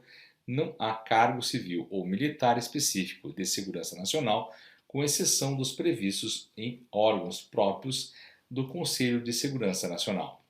Parágrafo 1º. Na administração federal, os cargos públicos civis de provimento em comissão ou em caráter efetivo, as funções de pessoal temporário de obras e os demais empregos sujeitos à legislação trabalhista podem ser exercidos por qualquer pessoa que satisfaça os seguintes requisitos legais. Parágrafo 2º. Cargo militar é aquele que, de conformidade com as disposições legais ou quadros de efetivos das Forças Armadas, só pode ser exercida por militar em serviço ativo. Capítulo 2 dos bancos oficiais de crédito. Artigo 189. Sem prejuízo de sua subordinação técnica à autoridade monetária nacional, os estabelecimentos oficiais de crédito manterão a seguinte vinculação. Inciso 1. Ministério da Fazenda, Banco Central da República, Banco do Brasil, Caixas Econômicas Federais. Inciso 2. Ministério da Agricultura, Banco Nacional de Crédito Cooperativo. Inciso 3. Ministério do Interior, Banco do Crédito da Amazônia, Banco do Nordeste do Brasil, Banco Nacional da Habitação. Inciso 4. Ministério do Planejamento e Coordenação Geral. Banco Nacional de Desenvolvimento Econômico, capítulo 3 da Pesquisa Econômico-Social Aplicada e do Financiamento de Projetos. Artigo 190. É o Poder Executivo autorizado a instituir, sob a forma de fundação, o Instituto de Pesquisa Econômica Aplicada (IPEA), com a finalidade de auxiliar o Ministro de Estado da Economia, fazendo em planejamento, na elaboração e no acompanhamento da política econômica e promover a atividade de pesquisa econômica aplicada nas áreas fiscal, financeira externa e desenvolvimento setorial. Parágrafo único. O Instituto vincular-se-á ao Ministério da Economia, Fazenda e Planejamento. Artigo 191. Fica o Ministério do Planejamento e Coordenação Geral autorizado seu governo julgar conveniente a incorporar as funções de financiamento, de estudo e elaboração de projetos e de programas do desenvolvimento econômico, presentemente afetos ao Fundo de Financiamento de Estudos e Projeto FINEP, criado pelo Decreto 55.820, constituindo para esse fim uma empresa pública, cujos estatutos serão aprovados por decreto, e que exercerá todas as atividades correlatas de financiamento de projetos e programas e de prestação de assistência técnica essenciais ao planejamento econômico e social, podendo receber doações e contribuições e contrair empréstimos de fontes internas e externas. Capítulo 4 dos Serviços Gerais. Revogado pelo Decreto nº 900, de 1968. Capítulo 5 do Ministério das Relações Exteriores. Artigo 198. Levando em conta as peculiaridades do Ministério das Relações Exteriores, o Poder Executivo adotará a estrutura orgânica e funcional estabelecida pela presente lei, no que couber o disposto no título 11. Capítulo 6 dos novos ministérios e dos cargos. Artigo 199. Ficam criados. Inciso 2. O Ministério do Interior, com absorção dos órgãos subordinados ao Ministro Extraordinário pela coordenação dos organismos regionais. Inciso 3. O Ministério das Comunicações, que absorverá o Conselho Nacional de Telecomunicações, o Departamento Nacional de Telecomunicações e o Departamento dos Correios e Telégrafos. Artigo 200. O Ministério da Justiça e Negócios Interiores passa a denominar-se Ministério da Justiça. Artigo 201. O Ministério da Aviação e Obras Públicas passa a denominar-se Ministério dos Transportes. Artigo 202. O Ministério da Guerra passa a denominar-se Ministério do Exército. Artigo 203. O Poder Executivo expedirá os atos necessários à observação do disposto no artigo 199, observadas as normas da presente lei. Artigo 204. Fica alterada a denominação dos cargos de Ministro de Estado da Justiça, Negócios Interiores, Ministro de Estado de Aviação e Obras Públicas e Ministro de Estado de Guerra, para, respectivamente, Ministro de Estado de Justiça, Ministro de Estado de Transportes e Ministro de Estado do Exército. Artigo 205. Ficam criados os seguintes cargos.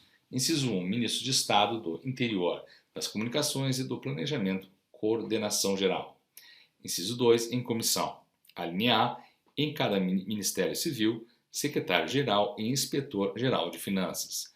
Alínea B. Consultor jurídico em cada um dos ministérios seguintes: Interior, Comunicação, Minas e Energias, Planejamento e Coordenação Geral. Alínea C. Diretor do Centro de Aperfeiçoamento no Departamento Administrativo de Pessoal Civil.